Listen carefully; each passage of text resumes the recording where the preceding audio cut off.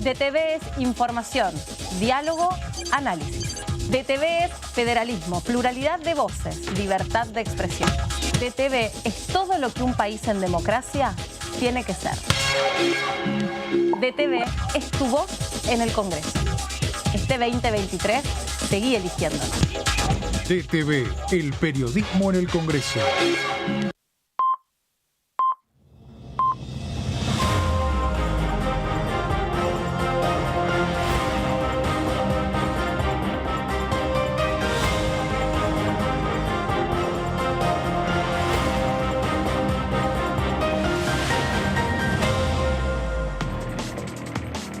Hola, hola, ¿cómo les va? Bienvenidos a la segunda edición de DTV. Acá estamos para poder contarle toda la actividad parlamentaria. Hoy en un día donde están a lo loco, no va más se llama, cierren sus apuestas, Sí, estamos sí, ahí sí. a full tirando nombres. Ayer tirábamos algunos, Guido, y Sí. ¿vos dormiste acá?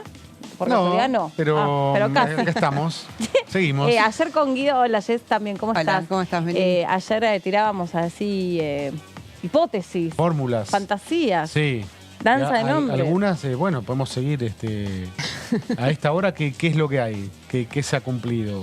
La de Patricia Bullrich es la única oficial. El resto Oficial, no. bueno, también Rodríguez Larreta confirmó en la lista de diputados que la encabezaría Pichetto. Pensé que hablabas del vice, No, no, pero no. se encamina a ser el gobernador de Jujuy, Gerardo Morales, el vice de Larreta. Hay que ¿Decís que no? esperar. Hay que esperar. Sí, hay que Let's esperar. Yo wait. creo que ya está. ¿En serio? Creo. ¿Lo tenés? yo- ¿Es una, No. una sospecha? O... No, bueno, todavía hay que oficializarlo, pero todo indica que. Yo escuché por ahí otra posibilidad, pero bueno, ¿Cuál? que no fuera Morales, justamente. ¿Pero tenés un nombre? Eh, Acá hay que animarse, acá hay que tirar los nombres. No. Nombre no escucho. O sea, no, son todas versiones. Ujú. Son todas versiones, pero yo creo que me dio la sensación que iba a recular un poco, digamos, con toda la cuestión de la actualidad. Me pareció que iba a ir para otro lado. Me llama la atención la ausencia total de mujeres, ¿no? Así es, sí, del lado de las dos coaliciones Por principales. lo menos lo que se está diciendo hasta ahora, digamos. Son Bueno, todas, una no hay anuncios candidata, oficiales. una precandidata que es Patricia Bullrich. Bueno, sí. Sí, bueno, pero digamos en materia de No se está mujeres que manejando de por ahí vices, defiendan. ¿no? De vices. Sí, o fórmulas con equidad. No, se están como barajando otras cosas, ¿no? Sí. No, Y- no están como en la balanza el tema de buscar el equilibrio que haya mujer. Para mí no. Es decir, está abierto todo, pero no está siendo una variable, ¿no?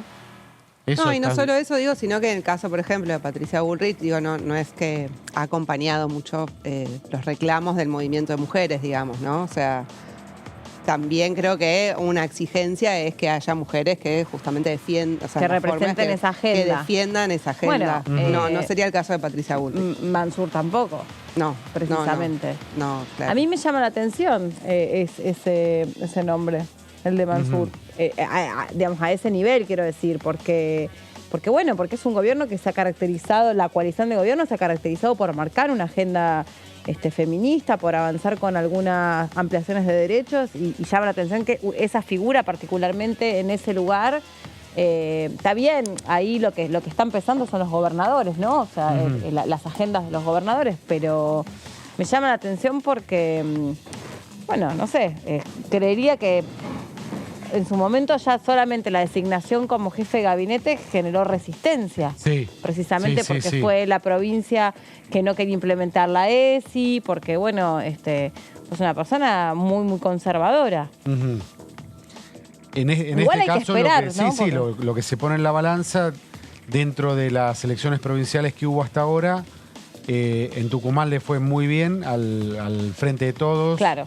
Que el jefe político en Tucumán, si bien el gobernador reelecto es Jaldo, el jefe político es Mansur, y lo que se pondría en la balanza es eso, ¿no? Claro.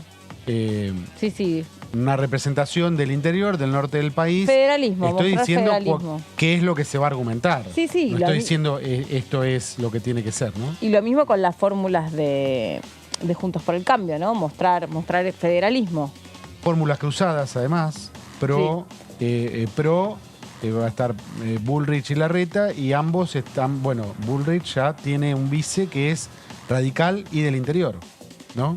Sí, es que es ese. Ah, Bullrich, No, Bullrich. el Sí, caso sí, de claro, Luis de Petri, Petri. que está formalizado.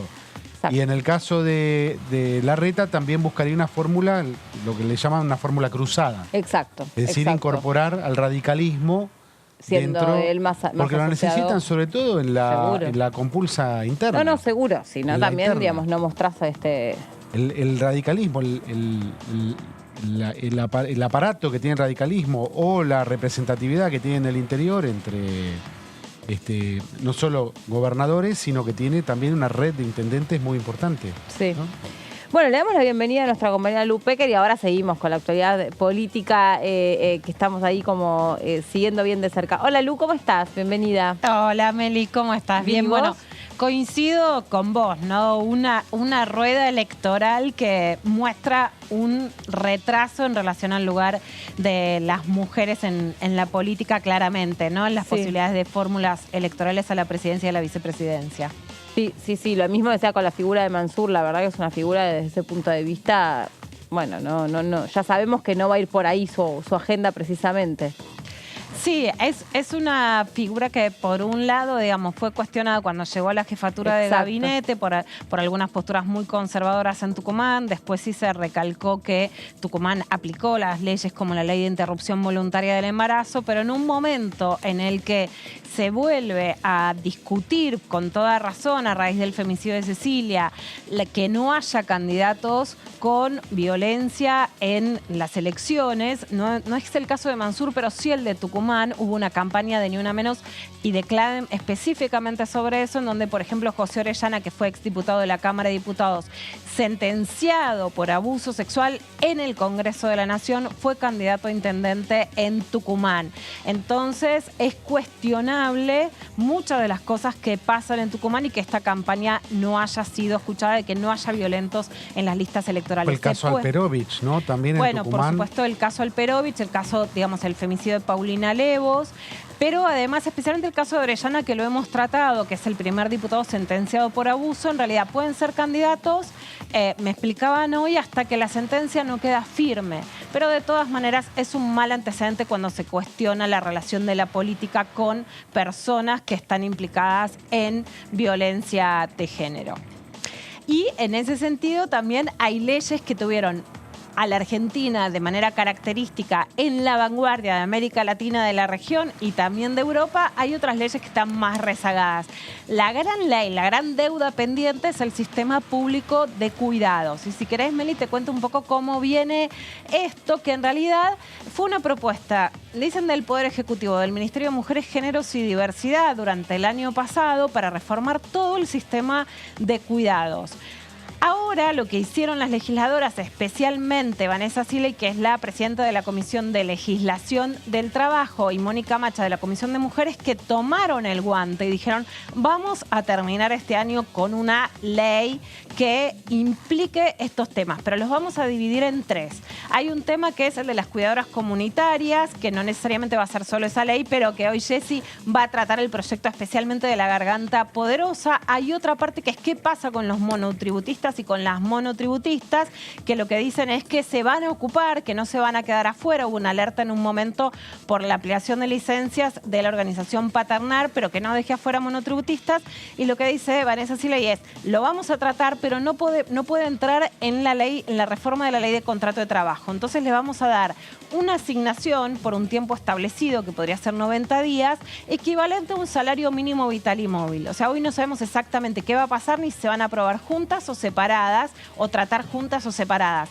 Pero el proyecto sería más o menos así, como que si sos monotributista podrías recibir 3 meses para no tener que trabajar, con una asignación que hoy es de alrededor de 98.000 pesos, ¿no? En una Argentina tan cambiante por la inflación. Y la gran reforma, que es la ampliación de licencias para personas gestantes y no gestantes, madres y padres, y diferentes puntos. una reforma que no se adhiere al proyecto del Poder Ejecutivo, o sea, a este proyecto de cambio del sistema de cuidados que había enviado el Ministerio de Mujeres, Géneros y Diversidad, sino que hace un mix entre 52 proyectos presentados ya en el Congreso de la Nación y que en algunos casos sube la apuesta, en otros los modera.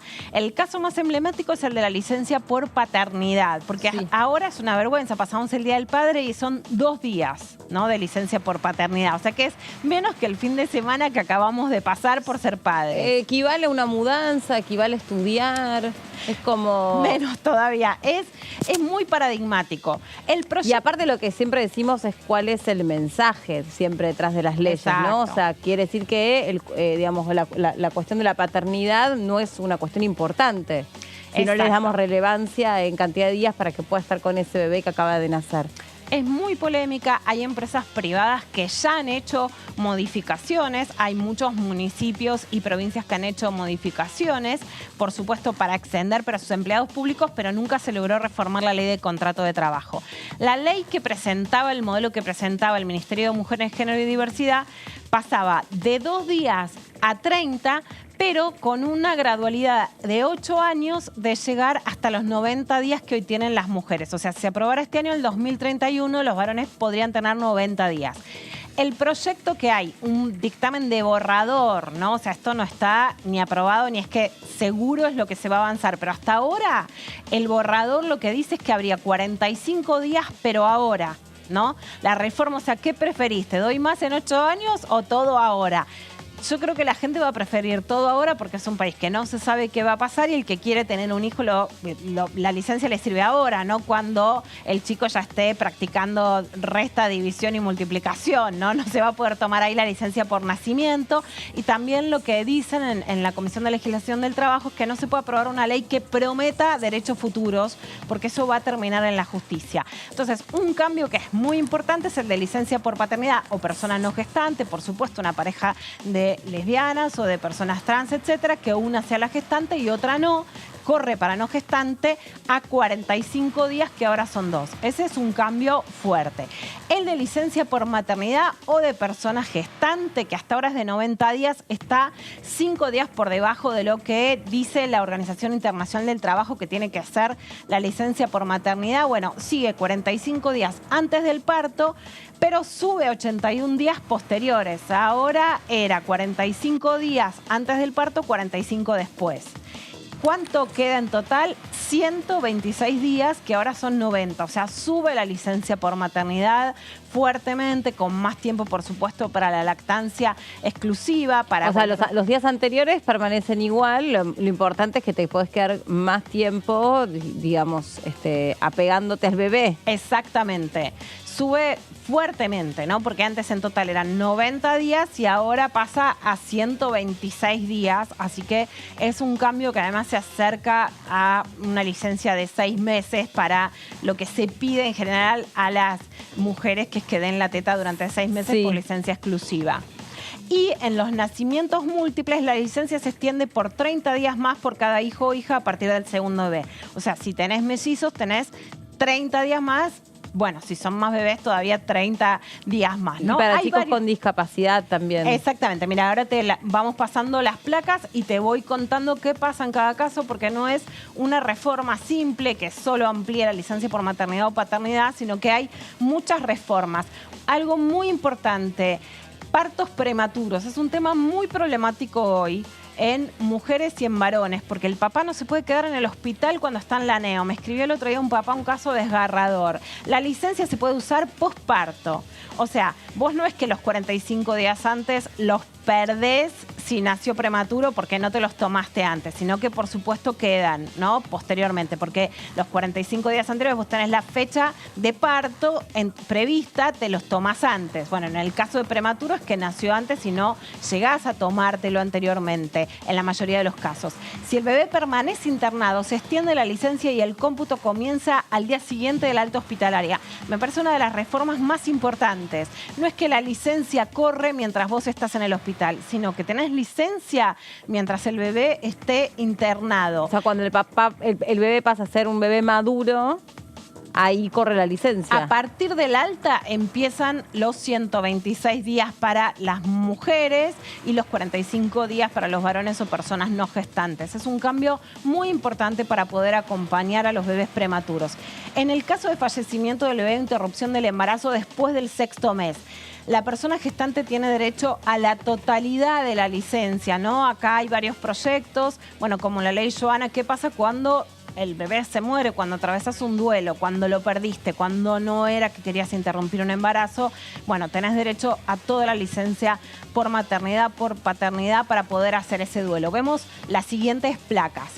Justamente, en el caso de adopción son 90 días corridos, y si son múltiples, que en el caso de la adopción, además ahora con el incentivo para que se puedan adoptar hermanitos que estén todos juntos o hermanitas, si son múltiples, 20 días por cada hijo o hija a partir del segundo. O sea, lo mismo que en el caso de los embarazos biológicos, pero mucho más probable que pase en el caso de la adopción si es que se adopta a 1, 2 o 3 hermanos para que convivan todos juntos. Lo que me preguntabas, Meli, en el nacimiento o adopción de niño o niña con discapacidad o enfermedad crónica, la licencia se extiende por 180 días sumados a la licencia obligatoria. O sea que son 306 días. O sea, vos tenés la licencia por maternidad, pero a eso le sumarías 180 días.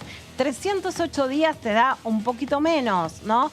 10 meses, pero digamos que es casi un año, ¿no? Para adaptar a ese bebé que necesita un acompañamiento especial. En caso de adopción no lo sé, pero en caso de, que creo que debiera ser igual, ¿no? En caso de hijos, no sé cómo sería ya la especificación, pues tampoco, sí. El sueldo lo paga la ANSES y no lo paga la empresa, y se paga sin ningún tipo de retención, ¿verdad? Bueno, todas las licencias las paga ANSES, no es en un caso o en otro. En general, hay una confusión en la opinión pública que, por ejemplo, dice, bueno, ¿cuál sería el costo laboral para las empresas? Ninguno. No tienen costo laboral porque lo paga la ANSES. Las diferencias que hay hoy en la comisión es que el oficialismo quiere avanzar y diputadas de la oposición, aún diputadas feministas, dicen, bueno, díganos cuánto va a ser el costo fiscal y cuál es el presupuesto que va a costar. Esta es la discusión, que quieren que la giren a la comisión también de presupuesto. Valencia Siles lo que dice, lo vamos a pasar a la comisión de presupuesto, pero en el momento indicado, y le pidieron ya un pedido de informes a ANSES sobre los costos. Una investigación de CIPEC que no da la cifra exacta, pero que ellos lo que proponían era una licencia por paternidad de 30 días, no de 45, un poquito menos, pero para tener un número que podemos decir estimativo, daba que costaría el 0,05% del PBI, ¿no? Estiman que es una inversión relativamente baja para un beneficio muy alto, porque además hay un tema político y económico muy fuerte detrás de esto, que es que el CIPEC dice que hay un bono demográfico que la Argentina puede aprovechar. ¿Qué es esto? El mayor problema, especialmente de los países europeos, es el envejecimiento demográfico. Las personas viven cada vez más años y hay cada vez menos nacimientos. Vos podés decirle a las mujeres, ustedes están obligadas a tener hijos. ¿Ustedes no pueden usar anticonceptivos o no pueden abortar? No, porque te metés con los derechos sexuales y reproductivos de las mujeres, de los varones y de las personas. Pero vos como país sí podés alentar a que las personas no dejen de tener hijos o hijas, si es que ese es su deseo, a través de un Estado que acompaña esa situación, ¿no? Si vos sentís, mira, no me voy a poder tomar ni 2 días, no tengo después licencia para ir a una reunión de padres, bueno, por más que quiero, no voy a tener hijos. Bueno, el Estado lo que puede decir es, si querés, podés tener hijos, que estas leyes acompañan. Entonces, no es solo no el costo, sino la inversión del Estado, sino que también, por lo menos según CIPEC, hay una apuesta, un desarrollo que a la Argentina le conviene si estimula este tipo de proyectos. Igual el otro día estaba escuchando, viste, distintas historias, todos debemos tener según la empresa en la que trabajamos o de la que formamos parte, y hasta casos personales, pero hay una discriminación cuando la mujer tiene hijos y va a parir. Me contaba el otro día una chica que la empresa da una serie de beneficios, ¿no? Son unos bonos que dan de supermercado, que son esos beneficios que te da la empresa. Ella estaba de licencia, nadie le avisó que tenía esos bonos para retirar. es una discriminación. Bueno, por supuesto, sí. A ver, ella si nunca lo se enteró. judicializa, probablemente lo gane. Vos sabés que durante el gobierno de María Eugenia Vidal en la provincia de Buenos Aires, el organismo recaudador, lo que hizo fue justamente decir que premiaba a las personas si no se tomaban licencias, para que no se las tomen. Entonces daba incentivos. Y ¿cuál era el problema? Que entonces no ganaban ese dinero, el incentivo a la productividad, las que se tomaban licencia por embarazo. Bueno, cubrí ese caso en ese momento en las 12 de Página 12, hasta que la provincia de Buenos Aires se fue para atrás en esa medida porque era discriminatoria. Si hay un plus salarial en un bono que es a través del canje de alimentos, por supuesto que una mujer de licencia por embarazo tiene que y aparte, cobrarlo. si no te avisan, se vencen. Y si te avisan tarde, te ganó la inflación. Con lo cual, por todos lados dije, ¡qué injusticia! O sea, que de alguna manera para la empresa, ellos interpretan que vos no estás formando parte de la empresa mientras vos estás en una licencia por maternidad. Vos no sé, o sea, estás alimentando un bebé, estás cuidando un bebé. Pero para la empresa, bueno, no está viniendo todos los días, entonces no la avisamos. Bueno, una de las cosas que también pasa con el crecimiento, digamos, con el aumento de los días de licencia por paternidad, es que al regularlo y al quedar, digamos, más parejo, también, digamos, el mercado laboral pasaría a ser menos costoso para las mujeres. Es uno de los argumentos para que sea un poco más igualitario. No quedaría igual, no es una licencia de nacimiento igualitaria que en algunos sectores, como en el Consejo de la Magistratura se hizo, ¿no? Una licencia por nacimiento para todos iguales, pero por lo menos sí cambiaría eso en el mercado laboral, que también tiene que cambiar, por supuesto, ese tipo de paradigma. Si querés, vemos otras placas. Hay también muchos incisos en el borrador sobre qué pasa en el caso de despidos a mujeres embarazadas o personas gestantes, ¿no? Que seguiría, por supuesto, siendo un tema laboral específico muy grave. Hay otras licencias para cuidar, casarse, salir de la violencia o hacer duelo, que hasta ahora no hay. O sea, porque no queda todo reducido a la licencia de nacimiento, a ese momento del parto natural o de la cesárea. Por casamiento, unión civil, pasa a tener 12 días. Fallecimiento. O sea, se amplían todo el sistema de licencias. Claro, se aumentan las licencias de cuidados o de otros aspectos, pero especialmente para favorecer el sistema de cuidados. El fallecimiento de cónyuge, de hijos o hijas va a tener 10 días de duelo. Fallecimiento de madre, padre o hermanas y hermanos, 3 días. El cuidado por enfermedad de un miembro del grupo familiar, persona a cargo o referente afectivo. Me gusta esta palabra, referente afectivo. Está basada en la reforma del Código Civil, así que hay que ver exactamente qué quiere decir la letra chica, pero es un buen argumento para que no todo sea la familia. Vos tuviste una madrina del corazón, alguien que te cuide toda la vida. Bueno, sería un referente afectivo, también la podés cuidar 20 días por año, continuos o discontinuos, ¿no? Si tiene fiebre, si llevaste a tu mamá al cardiólogo, si acompañaste una internación, 20 días por año es una reforma también importante, porque si no hablamos y todo queda en el momento del nacimiento. Y todo queda también en un modelo de familia que ya no es, digamos, el estandarizado, ¿no? Ni el mayoritario. Yo estaba pensando también ahí, papás y mamás afines, o sea, familias ensambladas. ¿Cuántas veces tenemos enormes responsabilidades sobre aquellos chicos que no son nuestros y sin embargo a la hora de sentarnos a estudiar, de retirarlos de un cumpleaños, de sacar piojos, de hacerle la colita para el acto, estás? Entonces, ¿cómo no vas a tener, digamos, el derecho y hasta la obligación de, si está enfermo, cuidarlo tal como si fuera su papá o su mamá? Bueno, hay que ver cómo se aplica esta fórmula, pero por eso, Meli, te digo que me parece de las cosas más interesantes la fórmula de referente afectivo, porque decís, no es mi hijo, pero es la hija de mi pareja, de mi expareja, y yo tengo un lugar de cuidado en su vida porque soy su referente afectiva. Por supuesto. Bueno, tendrías los días para poder cuidar en caso de enfermedad. También ponele al revés, un hijo o una hija que fue criada por su padrastro, su madrastra, digamos, todavía frases de Disney, frases ¿no? de Disney, sí. Bueno, también tendría días para cuidar a esa persona que fue importante. Y hasta 60 días anuales sin goce de sueldo, que también es importante por si hay alguna situación, por eso nadie quiere perder lo que gana, menos en este país con esta inflación, pero es un changüí si hay alguna situación extraordinaria. Lo que no me encierra acá, la parte de casamiento de unión civil, ¿qué tiene que ver con el cuidado de alguien? No, se reforman todas las licencias. Al reformar,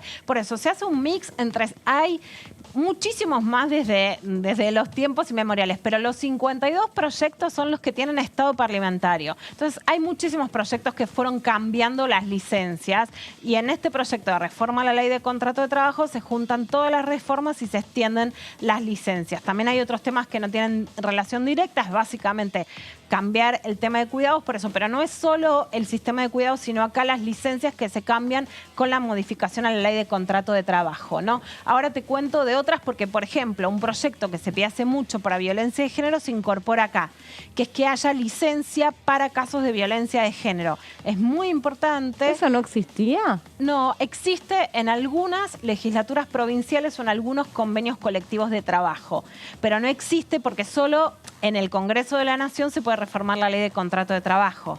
Entonces, algunas legislaturas dijeron, bueno, para los empleados municipales ahora hay licencia de contrato de trabajo, o en el sector docente es algo que se está pidiendo mucho, pero por gremios o por localidades, pero no a nivel nacional porque solo puede ser con una reforma a nivel nacional. Ahora una pregunta, Lu. ¿Qué pasa con el caso de trabajadores que forman parte de un entramado empresario, pero su sistema de contratación es...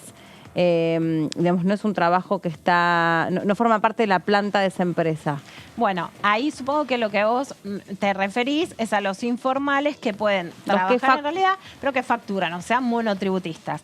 Este fue el gran tema que entró en disputa, especialmente porque ahora existe esta asociación que se llama Paterner, que pelea por el derecho al cambio a la licencia por paternidad. Y en redes empezaron una campaña, ojo, porque los monotributistas se están quedando fuera de este cambio. Como siempre. Bueno, ahí es lo que te contaba al principio, que lo que dice Vanessa Siley es, nadie se va a quedar afuera, pero son 3 reformas distintas. La ley al contrato de trabajo, la de las trabajadoras comunitarias y la de los monotributistas y mujeres monotributistas. Lo que dicen es que no se puede en la ley de contrato de trabajo asimilar el trabajo informal al formal, entre otras cosas porque estaría alentando el trabajo informal. Si yo te doy la misma licencia, te van a decir, mira, presentame una factura porque tenés los mismos derechos. Pero no se quedarían afuera y pasarían a tener esto que yo te decía, que sería sancionado como una asignación familiar. Y hasta ahora el proyecto es que sería equivalente a 3 salarios mínimos. Hay que ver si 3 por 3 meses, 90 días o cuál es el tiempo equivalente. No se sanciona en esta ley, hay que ver si sanciona al mismo momento o primero esta reforma y después la de los y las monotributistas. Bueno, ¿hay más placas, Lu? Te cuento, para cuidado o acompañamiento de familiar o persona a cargo con discapacidad hay 3 días corridos o máximo de 15. Exámenes, 2 días corridos y un máximo de 10 por año. Interrupción del embarazo, ¿no? Que es importante porque está sancionada por ley, pero obviamente es un proceso que lleva sus días y que lleva un momento de reposo. 10 días corridos para la persona gestante y la no gestante, siempre con certificado médico. Vemos otra placa más sobre el tema también de las otras licencias que serían, tendrían ahora mayores plazos. Audiencias o visitas a niña, niño o adolescente con fines de adopción. O sea, acá ya no es cuando adoptás, sino cuando lo vas a conocer, la vas a conocer, te vas a relacionar. 2 días corridos y un máximo de 12 anuales para el proceso de preadopción. Técnicas de reproducción humana asistida, 15 días laborales continuos o discontinuos por año para personas gestantes, ovodonante o con voluntad procreacional con certificado médico y puede ser extendido para las personas que están buscando un embarazo o un tipo de procreación con técnicas de reproducción asistida. No es solo la licencia a partir del embarazo, sino justamente para poder lograr ese embarazo. Vemos la siguiente placa. Violencia de género, que era lo que te contaba Meli. 15 días laborales corridos por año, muy importante porque queda incluida en la ley de contrato de trabajo. Hasta ahora, ¿qué pasa? Las mujeres faltan, en muchos casos se piden licencias psiquiátricas, si la necesitas está perfecto, pero si hay un estigma que en realidad sos víctima de violencia, no es lo mismo tener una enfermedad de salud mental o tener licencia psiquiátrica, que en muchos trabajos podés quedar estigmatizada. Muchas veces se necesitan más días y también he cubierto, por ejemplo, un caso emblemático en Trenes Argentinos de una víctima de violencia de género que fue despedida. Entonces, ¿qué pasa? 15 días laborables, corridos por año. Lo menos que necesita una víctima de violencia de género. Exactamente, quedarse sin dinero. Son prorrogables por una única vez por otra quincena. O sea, como máximo tendrías 30 días. ¿Qué pasa? Muchos empleadores van a decir, bueno, pero falta con esa excusa. Bueno, se justifican las ausencias o faltas de puntualidad motivadas por situaciones derivadas de violencia de género con constancia o policial, de la denuncia policial, de servicios sociales, que me parece importante porque a lo mejor fue un grupo de autoayuda, algo que no es ir a la comisaría, o judicial. Se debe comunicar al empleador, o sea, no es algo que si faltaste después decís no porque falté por esto, sino que lo tiene que saber previamente el empleador, y se respeta la intimidad y la confidencialidad de la víctima. No es que todo el trabajo tiene que conocer la situación por la que está pasando, que es una situación de la intimidad de la víctima. Es de mayor dificultad de aplicabilidad, yo creo, desde la perspectiva de la mujer, lo digo, esto de, no me imagino realmente una mujer que esté pasando violencia de género que diga, mira, falté porque estoy muy deprimida, estoy muy mal porque estoy pasando por esta situación, salvo que realmente eso ya esté en un cauce judicial o no porque no esté bien, digo, no me imagino que realmente, o sea, una mujer vaya a pedir en efecto esa licencia. Ojalá que sí. Ojalá que sí, porque también... para cuando ya hay denuncia. Claro. Porque es una licencia que vos tenés que llevar un comprobante o judicial o policial o de servicios sociales. No es para una mujer que la está sufriendo sin denunciar, sino que es una... Exacto. Es una licencia que contempla ya las situaciones posteriores. Ahora, ¿por qué es importante, Meli? Porque si vos vas y denunciás que fuiste golpeada, que fuiste maltratada, que fuiste abusada, el otro día te dicen, vení hoy a la fiscalía, tenés que faltar al trabajo, te perjudican el trabajo. Entonces, en este caso sí, por lo menos se implementa un plan en donde también los empleadores, las empleadoras que tienen buena voluntad dicen, ok, hay un marco en donde se puede faltar para poder ir a hacer la denuncia, ratificar, a ver los trámites que hay que hacer, que son muchos, es una burocracia muy difícil y que muchas veces desalienta. Bueno, mira, yo no tengo tiempo para hacer eso porque tengo que trabajar. Es un sistema pensado post-denuncia, pero sí, un avance representa. Sí. Y eso me encantó, la de los actos escolares. Exacto, mira, controles preventivos de cáncer de mama, digamos, ¿no? Tita Merelo, hacete el Papa Nicolau, bueno, cervicuterino o prostático, también se tiene en cuenta la salud de los varones. Muchos avances de género muy beneficiosos para varones, te voy a decir, los de este último año. Sí. Un día por año, también con certificado médico. Y adaptación escolar de hijo o hija en jardín maternal, preescolar y primer grado. No sé si te acordás, Meli, cuando tenés que ir al jardín, que lo mirás así, me voy, no me voy, se queda llorando, me tengo que quedar. No está puesto en días, sino en horas. Hay 4 horas diarias durante 5 días y por reuniones de padres y madres, 15 horas al año por cada hijo e hija. Si tenés 2 hijos, son 30 horas o 3, 45. Así que tenés una cantidad de horas. No se contempla que faltes todo el día laboral, sino que entres más tarde o salgas antes para poder llegar a la reunión. También un avance importante. Totalmente. Y la igualdad laboral y económica está marcada en la Ley de Contrato de Trabajo en esta reforma. Se resalta el principio de igualdad y paridad de géneros. Todas las personas trabajadoras tendrán garantizada igual retribución por trabajo de igual valor. Esto ya está en la Constitución, pero no se cumple. La Argentina tiene una brecha de género de 27% para las mujeres que ganan 27% menos. Entonces es importante que se remarque. Y la última. Queda prohibido el trato discriminatorio respecto de los ingresos, participación y ascenso de las personas trabajadoras. Ahí le podés mandar a tu amiga que le den el bono del supermercado porque quedará prohibido por motivos de sexo, características sexuales, género, identidad y expresión de género, orientación sexual, responsabilidad parental o responsabilidades familiares.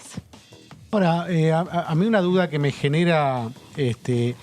Es como una reforma tan amplia que busca cubrir tantos aspectos de tantas licencias. Me pregunto si no se termina perdiendo de vista lo que para mí es lo esencial, que es las licencias por paternidad, que es lo que afecta a la gran mayoría, porque afecta al 50% de la población, que somos los varones. Mira, te diría... Todo el resto son distintas legislaciones que están muy bien, pero son... En buscar la legislación y las licencias para todos los casos de distintas minorías de las minorías, y no se va nunca al hueso. El hueso es la licencia por paternidad. Todo lo demás está muy bien, pero son legislaciones para, es un interrogante que se me genera, si es hacer un gran paquete, una gran reforma que al final nunca se lleva a cabo. El presidente habló de las licencias por paternidad los 1 de marzo, en las inauguraciones. ¿Y cuando él fue padre? De sesiones. Claro, cuando él fue padre, particularmente. Digo, no perder de vista qué es lo esencial de todo esto. Lo que hay que cambiar no puede ser en un país moderno 2 días de licencia por paternidad. No, por supuesto que no. Porque además, termino con mi speech, tiene que ver con el rol de proveedor del varón. ¿Cuándo se termina el rol de proveedor del varón? Y ustedes deberían ser las que militen eso, digamos, ¿no? Bueno, responsabilidades a las mujeres, no más. Justamente yo te lo diría al revés. Ahora, pero por digo, suerte, el rol de proveedor se termina también cuando hay una igualdad efectiva en la cuestión de los cuidados. No, justamente algo que no cuando el varón es condenado a ser el proveedor. Entonces es una rueda que no se termina nunca. Sí, y el tema de las licencias por paternidad es clave. Ahí te contesto. Es muy importante que justamente algo clave es que quienes están promoviendo las reformas beneficiosas para los varones son mujeres. Tanto que es un proyecto del Ministerio de Mujeres, Género y Diversidad, como que las 2 diputadas son de la Comisión de la Mujer y Vanessa Siley, también otra mujer sindicalista. Con los varones hay una larga trayectoria que investiga la OIT, que los varones a cargo especialmente de las negociaciones colectivas de trabajo podrían haber conseguido muchas mejores negociaciones. Esto está estudiado por la OIT antes del 2015. No las pidieron a la CGT, no lo está pidiendo, por ejemplo, que es quien debería pedir la extensión de las licencias por paternidad. En el proyecto del Poder Ejecutivo, como te contaba, es un proyecto que todavía es más amplio porque es el sistema de cuidados y que implicaba otros órdenes del cuidado. Lo que hace ahora la Cámara de Diputados es que lo toma, reforma la ley de contrato de trabajo, después el tema de monotributo que hablábamos y después o simultáneamente, pero digamos partido en 3 partes, el tema de las cuidadores comunitarios con el tema de cuidados. Acá la idea, por lo menos de las diputadas, es que la reforma salga y se juntan todos los proyectos de extensión de licencias, también la de licencia por maternidad. En este caso, sí, se desdobla la idea del Poder Ejecutivo de todo un sistema de cuidados que era mucho más amplio en relación a tu pregunta, si especificar, y sí se toman todos los proyectos de reformas de licencias, pero con la idea que salga durante este año. Gracias, Lu. Muy interesante, Gracias. muy amable. Bueno, de todos modos, digamos, realmente hasta que no exista esta equidad no se va a poder poner en marcha casi ninguna agenda de género, ¿no? Porque es una falta de avance importante, que los papás solo tengan 48 horas para poder... Hace muchos años viene eso y no... Sí. ¿No? No, Vale, seguro. Viene desde siempre la ley de... de contrato de trabajo donde se habla de las licencias. Sí, ya que además, hoy por hoy, hay múltiples maneras de ser padres y múltiples familias posibles, con lo cual... No en todos los casos, aquel que acompaña a esa mamá gestante es un papá. Eso todavía lo complica más, de modo que me parece que hay que tener un ojo mucho más moderno. Pero bueno, las instituciones siempre tardan más en dar respaldo a los cambios que generan las sociedades. Lo que pasa es que en este caso se tardó un montón. No, pero también a veces no se hacen cambios porque en el fondo subyacen mecanismos de producción en las sociedades que hacen que el hombre siga siendo el proveedor. Sí, te entiendo, sí. No se cambia la estructura jurídica porque en la base económica seguimos teniendo el hombre que provee y la mujer dedicada a los cuidados. Entonces no va a cambiar nunca. Sí, totalmente de acuerdo. Sí. Igual no es una condena a los hombres, ¿no? O sea, eso constituye también parte de una relación desigual, ¿no? Sí, pero o sea, hay mucho discurso, punto. del tema que la mujer, los cuidados, y el hombre que también quiere estar en los cuidados se ve impedido también, ¿no? Bueno, ahí seguimos con la discusión, si les parece, pero le damos la bienvenida al diputado Ferreira, que está con nosotros. ¿Cómo está, diputado? Buenas tardes, un gusto saludarlos. ¿Cómo anda? Bien. Bueno, me alegro. El diputado que por suerte pudo venir acá, porque siempre lo vemos por Zoom. ¿Hay posibilidad? Bueno, primero le pregunto, ¿qué le parece esta información que ya se filtró de la fórmula presidencial? Bueno, es lo que decidió en conjunto quienes tienen el manejo del partido. No creo que sea la mejor, pero bueno, es lo que se consensuó y trabajaremos para hacer la mejor elección posible. ¿Usted tenía algunas otras opciones en su cabeza? No tiene sentido lo que yo pensaba, porque ya está. Ah, ok. ¿Y por qué no? ¿O en cuál de los dos aspectos no le parece que es una buena fórmula o la mejor fórmula? Porque no dijo que no sea buena, dijo que no era la mejor. En mi opinión no es la mejor, pero de todas maneras acepto lo que resolvió el partido y lo dejamos ahí. Oh, bueno, está bien. Y diputado, respecto de una posible sesión para julio ya sería, ¿no? Porque en junio ya no habría posibilidades, pero o sí. A ver, déjeme, usted tiene información, porque yo creo que para julio hablaban de una próxima sesión, si es que es posible. Mire, yo creo que si hay voluntad nos podemos reunir hasta mañana. El tema es que de una vez por todas nos pongamos a concretar reuniones. Tenemos un montón de proyectos parados ahí de las distintas comisiones y tenemos que estar tolerando que nos traten de vagos y todo. Bueno, venimos, estamos, pero no hay sesiones, y tiene que haber sesiones. Esta diferencia por el juicio de la Corte, bueno, hagámosla a un lado a eso, veamos lo otro.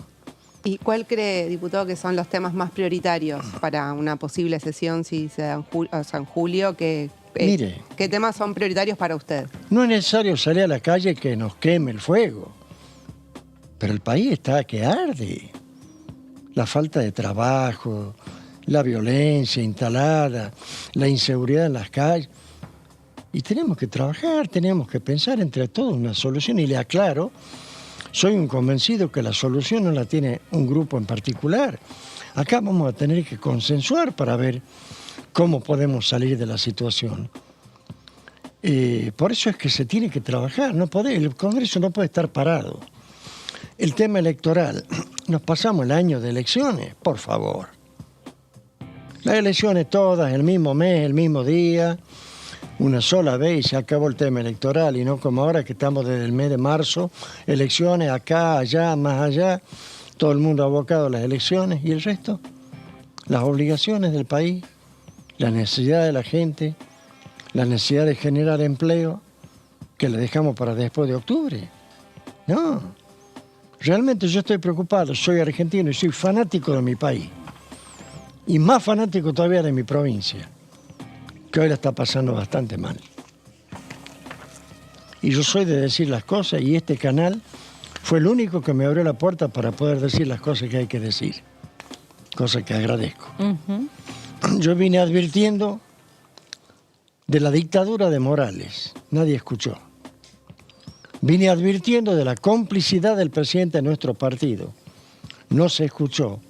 Hoy leo que se interviene el partido. Es un poco tarde, pero bueno, aunque tarde, es el principio de recuperar las banderas del justicialismo, las banderas de la justicia social, todo esto que se ha ido perdiendo.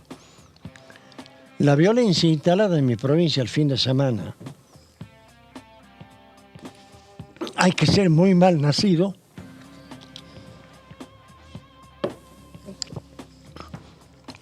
para que a uno no le duela la violencia donde jujeños contra jujeños, el policía con la cara destrozada, el otro hombre que le pegó el proyectil en la cabeza. ¿Qué es esto? Alguien tiene que poner paño frío. Pero toda esta violencia es producto de lo que venimos hablando, un gobierno dictatorial con sueldos miserables, una provincia que tiene litio, que vende marihuana, aceite de cannabis y todo lo que Morales les vendió acá empaquetado en Buenos Aires a los canales que él se los quiso vender y a los que les paga. Pero la realidad es otra, la realidad, la de Jujuy, es hospitales vacíos, sin medicamentos, con profesionales que no quieren hacer guardia por lo que les pagan, prefieren viajar a hacer guardia en Salta. Quejas de empleados públicos, quejas de maestros, quejas de todo el mundo. Sí. Del gobierno de Morales. Morales no escucha. Y diputado, desde el Parlamento, digamos, ¿cuáles son los temas con los que se puede acompañar o más allá de la situación de su provincia, digo, en general, ¿no? Mire. ¿Cuáles son los que se pueden impulsar? Usted habló de las energías renovables, por ejemplo. Por ejemplo, yo le doy un ejemplo ahora actual de ya. Sí. Tenemos un problema gravísimo en Chaco y en Tucumán, porque al no haber mano de obra se van a tirar toneladas de limones. Esos limones se exportan. Es lo que hablábamos ayer, ¿viste? Los alimentos. Se Ayer exportan, justo hablábamos. ingresan dólares. Nosotros presentamos ahora un mes un proyecto de ley porque los planes sociales no los vamos a sacar de un plumazo. Esto es una locura, la locura de Milei y compañía. Los planes sociales se van a tener que sacar paulatinamente, pero la contrapartida y generando empleo. Nosotros presentamos un proyecto viendo la situación de que le continuemos pagando el plan y le permitamos al empleador, al cosechero, al que tiene que cosechar los limones, que le pague lo que le tiene que pagar y mantenga el plan. De forma tal que esa persona no tenga miedo de perder el plan por ir a cosechar los limones. Eso pasa actualmente. Vamos a seguir pagando el plan, pero no vamos a perder los ingresos de dólares por los limones que no vamos a exportar, que los vamos a tirar. El proyecto está. Y si no trabajamos en el Congreso... Es decir, es así que no se consigue gente para la cosecha porque no quieren perder el plan, no quieren ir a hacer... No quieren perder el plan. Los trabajos precarios, digamos... Uno se pregunta cómo es esa cuenta económica, porque el plan tampoco es que es un montón de dinero, salvo que la gente pueda tener más de... Es decir, creo que tampoco módico. pueden tener más de una asignación Claro. en general. No tiene que ver más con la modalidad de contratación que hay en el mire, campo, que el es trabajo muy precario, también. Claro. el trabajo golondrina, que le llaman, que vienen acá, Claro. se van allá. Son todos trabajos temporarios, se termina la cosecha y se termina el trabajo. Ahora el tema es, ese empleador, ese que tiene que cosechar los limones, lo tiene que registrar. Y ese que tiene el plan, no quiere registrarse, porque no quiere perder el plan. Hay que registrar sí o sí. Claro. Entonces lo que nosotros decimos es, en el proyecto está, le mantengamos el plan y que el hombre vaya y cobre lo que tiene que cobrar por cosechar, que le siga cobrando el plan. Pero no pierdamos el ingreso de divisa por tirar los limones. Yo he visitado en Jujuy una fábrica, una envasadora de tomate. El dueño me dijo, yo podía tener el doble de personal. Vengo todos los días a abrir la puerta con el temor que llegue a FIP y me cierre la fábrica. Tiene 40 empleados, todos en negro. Todos tienen plan y ninguno quiere blanquearse. Entonces hay que ver la forma de ir insertando paulatinamente a la gente en el mercado laboral. Pero para todo esto nos tenemos que sentar entre todos a pensar qué es lo mejor. Por eso es que el Congreso tiene que funcionar. Y en mi provincia las consecuencias de lo que ha pasado, que es muy doloroso, es consecuencia de no haber advertido a tiempo lo que estaba pasando. Yo acá lo he advertido, acá tuve la suerte de poder advertir lo que pasaba. No se lo escuchó, no se lo tomó.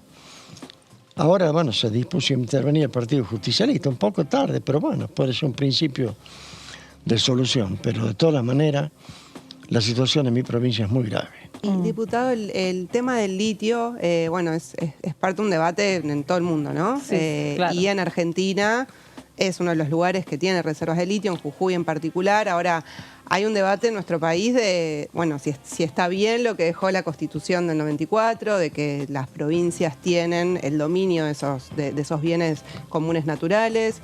Está el debate de las regalías, está el debate de si se exporta casi como un commodity o si se... Bueno, ¿qué Mira, visión tiene de qué hay que hacer con Yo con soy el litio? jujeño y soy muy localista, pero Argentina es un solo país. Entonces, si la riqueza que hay en Jujuy es mía, no importa que el salteño reviente, esto es mío. El país es uno solo. Tenemos que tener un Estado nacional que gobierne para todos, que distribuya equitativamente los recursos y que todos puedan crecer en forma pareja, paulatina y de manera más justa. Por ejemplo, nosotros pagamos en el interior la luz mucho más cara que acá en Buenos Aires, o el combustible mucho más caro que acá en Buenos Aires. Yo no tengo nada en particular contra el porteño, pero ¿cuál es la razón para que a mí me cueste la nafta más en Jujuy que acá en Buenos Aires? Ahora, en el tema del litio, que es la riqueza que puede sacarlo inclusive al país de la situación en que está, entre el litio y la exportación de gas, nosotros podemos empezar a salir de una situación muy crítica. Pero tenemos que empezar por hacer las cosas bien. Si seguimos dilapidando recursos o perdiendo, digamos, la explotación de esos recursos, no nos sirve de nada. Hoy la provincia, sí, dice, la Constitución dice que las regalías son de la provincia. Les voy a dar un ejemplo de la corrupción de Morales. La regalía minera era del 3%. Misteriosamente la bajó al 0,4%. ¿Eso que por una votación en una legislatura? ¿Y qué le parece ese negociado millonario de bajar la regalía a eso? ¿Se puede hacer a nivel provincial?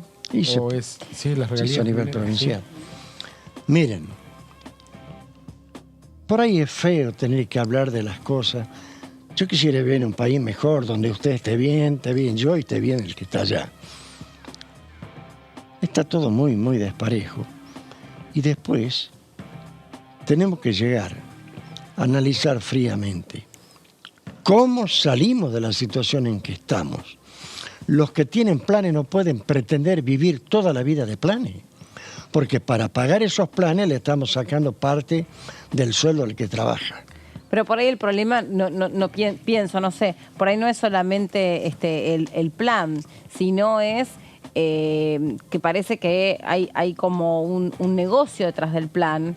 Hay personas que están disponiendo para quienes van y para quienes no. Después, que se pide a cambio de ese plan? Hay intermediarios, exactamente. Mire, si me permite, usted acaba de decir algo que yo lo repito siempre. Fue una locura darle el manejo de los planes a los punteros, a los que hoy los tienen. ¿Cómo? Le voy a dar un ejemplo. Pérsico está de los dos lados del mostrador. Está acá, Desarrollo Social, acá el movimiento Evita. Los planes los tiene que manejar el Estado, vía bancaria, sin mediación. En su momento, esto se hizo para tener, digamos, un manejo político de la cosa. Mire qué mal terminó. Pero admitamos que terminó mal y lo cambiemos. Cortémosle a los Grabois, a los Pérsicos y a todo eso el manejo de los planes, manéjelo el Estado y como corresponde.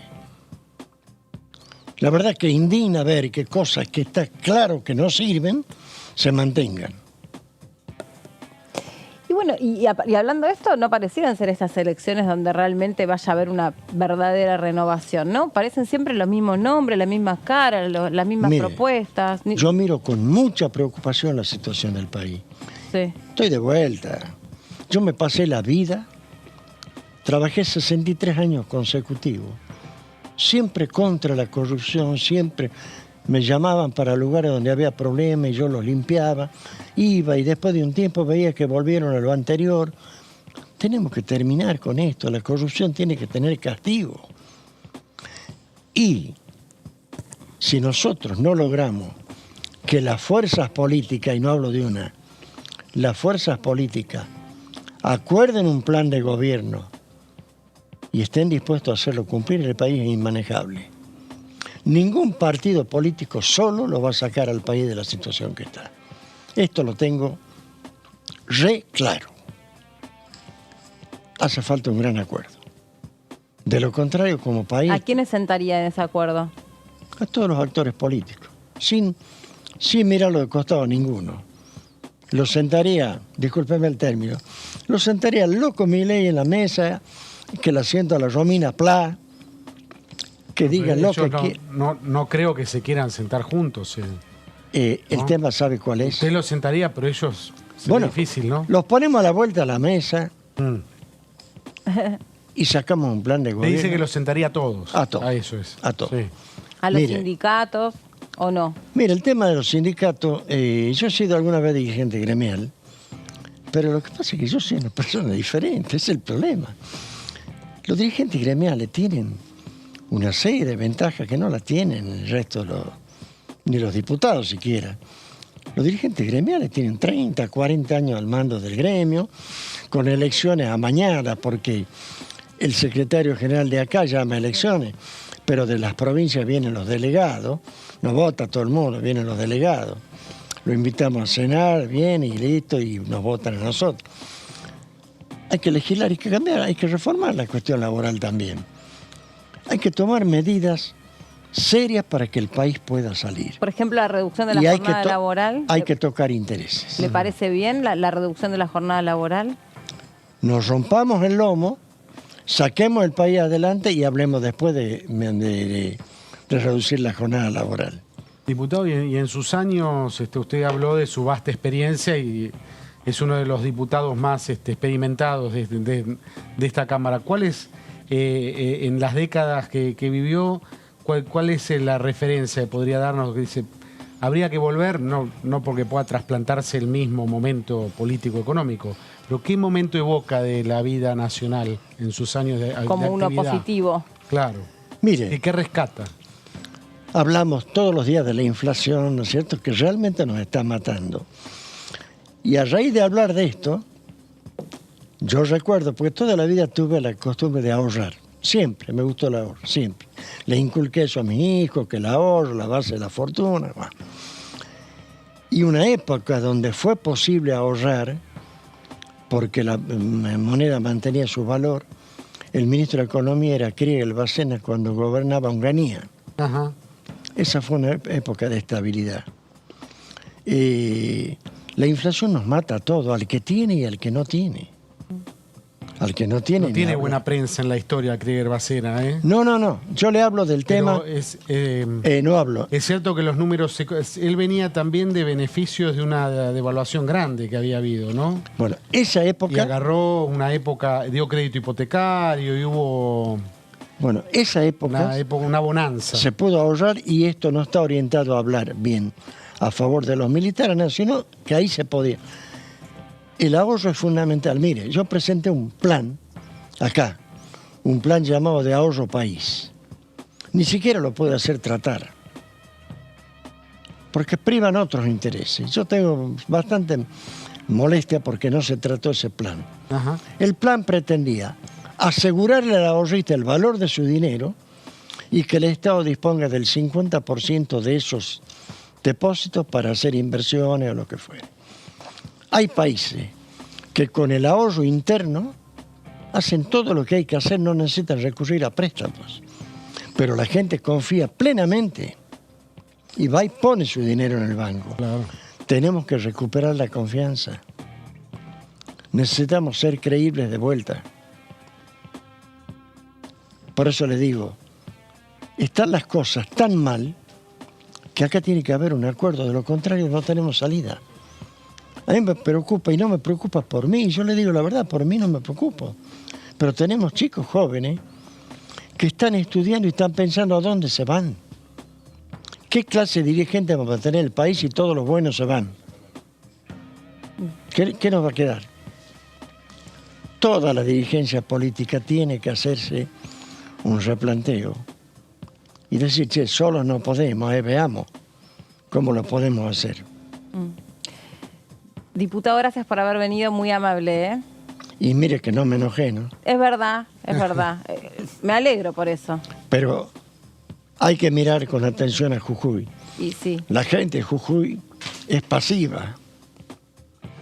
Pero si tenemos litio y las comunidades no reciben ningún beneficio, si tenemos litio y no lo hacemos participar en la discusión, si producimos cannabis, aceite medicinal y no sabemos dónde va a parar, si nos metimos en una deuda de 700 millones de dólares con energía solar, pagamos la luz más cara del país y además cuando los paneles solares no sirvan más, nos va a quedar en Jujuy una cuenta imposible de pagar. Y lo aplaudimos a Morales, por favor. Morales y Rivarola, dos problemas gravísimos para la provincia de Jujuy.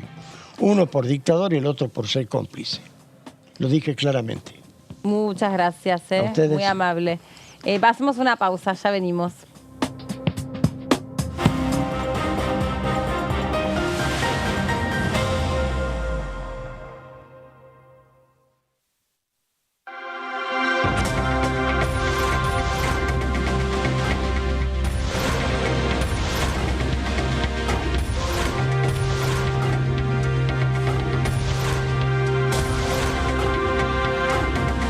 Ellos son tu voz en la segunda edición.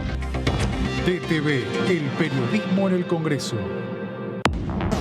¿Cómo le va? Esto es el análisis por aquí por DTV. Este problema, como el problema de los alquileres, son dos temas que afectan a una cantidad muy importante de gente, sobre todo de clase media baja, que está atravesando una situación compleja, así que tenemos que avanzar rápidamente.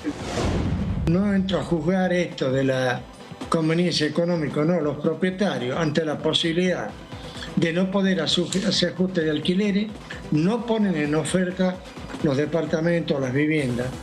Y tenemos que ver una forma, en mi modesta opinión, creo que si libráramos al acuerdo de partes, el tema se podría llegar a arreglar. DTV, el análisis, de lunes a viernes.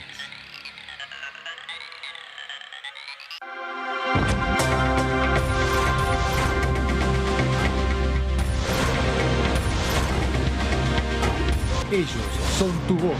En DTV, el resumen. DTV, el periodismo en el Congreso. DTV es información, diálogo, análisis. DTV es federalismo, pluralidad de voces, libertad de expresión. DTV es todo lo que un país en democracia tiene que ser. DTV es tu voz en el Congreso. Este 2023 seguí eligiéndonos. DTV, el periodismo en el Congreso.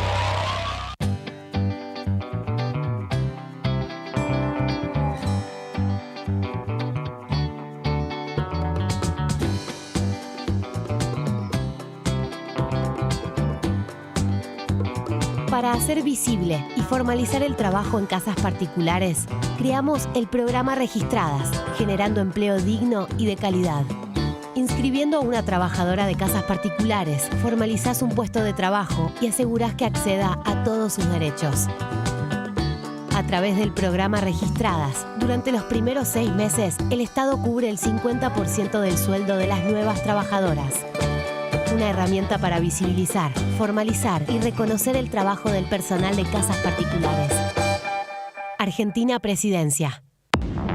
Hola, bienvenidos, bienvenidas. Aquí estamos en la tercera edición de TV. Que es importante que haya una advertencia de quienes usamos, porque esto se usa no solamente los niños y jóvenes, sino también los adultos, quienes estemos interesados en usar este tipo de herramientas, el famoso ChatGPT. O sea, sepamos y estemos advertidos los usuarios, claro, como una cuestión de consumo más, de que esto no es real. Argentina es uno de los países suscriptores y promotores de lo que es el Acuerdo de Escazú en materia justamente de ambiente y que tiene 3 pilares básicos: el acceso a la información, la participación ciudadana y la justicia ambiental. Cada vez vemos más una necesidad de que se establezca una justicia especializada. DTV, tercera edición, de lunes a viernes.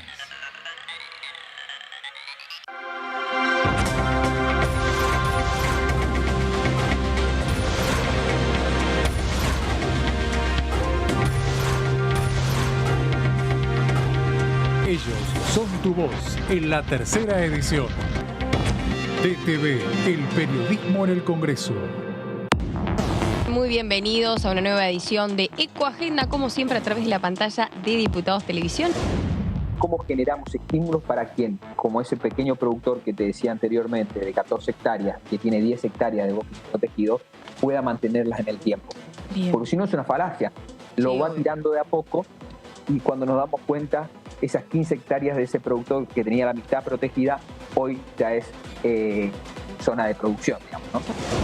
Desde ya, basarnos en la transición energética puede traer más trabajo, puede traer más salud, puede traer limpieza en el aire, que se lleva a 9 millones de personas están expuestas a una muerte prematura por contaminación del aire, etcétera, etcétera, etcétera. Entonces la solución es mucho mejor desde el punto de vista ambiental, ecológico y social.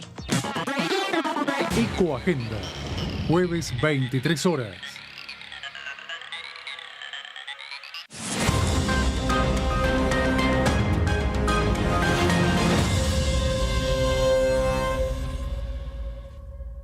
exportamos bienes por más de 88.000 millones de dólares en 2022. Y detrás de ese dato hay un movimiento económico que llega a cada rincón del país. Primero la gente. Ministerio de Economía. Argentina Presidencia.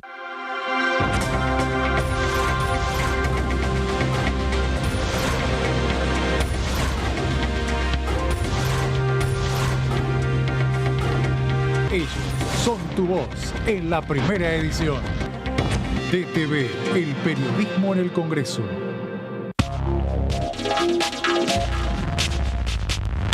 DTV es diálogo, análisis, información. DTV es pluralidad de voces, federalismo, libertad de expresión. DTV es todo lo que un país en democracia tiene que ser. DTV es tu voz en el Congreso. Este 2023 seguí eligiéndonos. DTV, el periodismo en el Congreso.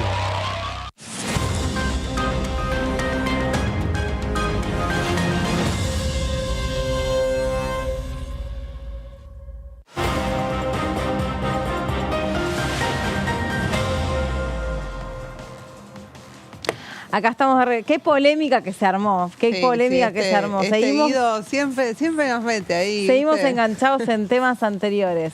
No, estábamos hablando del tema de los cuidados y todas las posibilidades de familias, porque bueno, todos tenemos una anécdota y una cosa para referir. A mí me da pena porque al final de cuentas, en definitiva, el grueso de los trabajadores, mujeres o varones, somos monotributistas, facturamos y estamos siempre al margen de todo tipo de, consideración, mismo desde las vacaciones hasta las licencias y los feriados y lo que fuere. O sea, claro. Es excepcional que una empresa que te tiene contratado bajo esa modalidad, sea varón, sea mujer, seas padre, seas abuelo, seas tío, hijo único, lo que sea, tenga algún tipo de consideración. Y ayer eso es lo que da bronca. Hablábamos con un diputado, el diputado Arroyo, Meli, porque también el tema de las licencias para los monotributistas, que sabemos que es parte de, en muchos casos encubre una relación laboral, entonces que sigue siendo el Estado, en este caso, el que se tendría que hacer cargo de las licencias sin que haya ningún aporte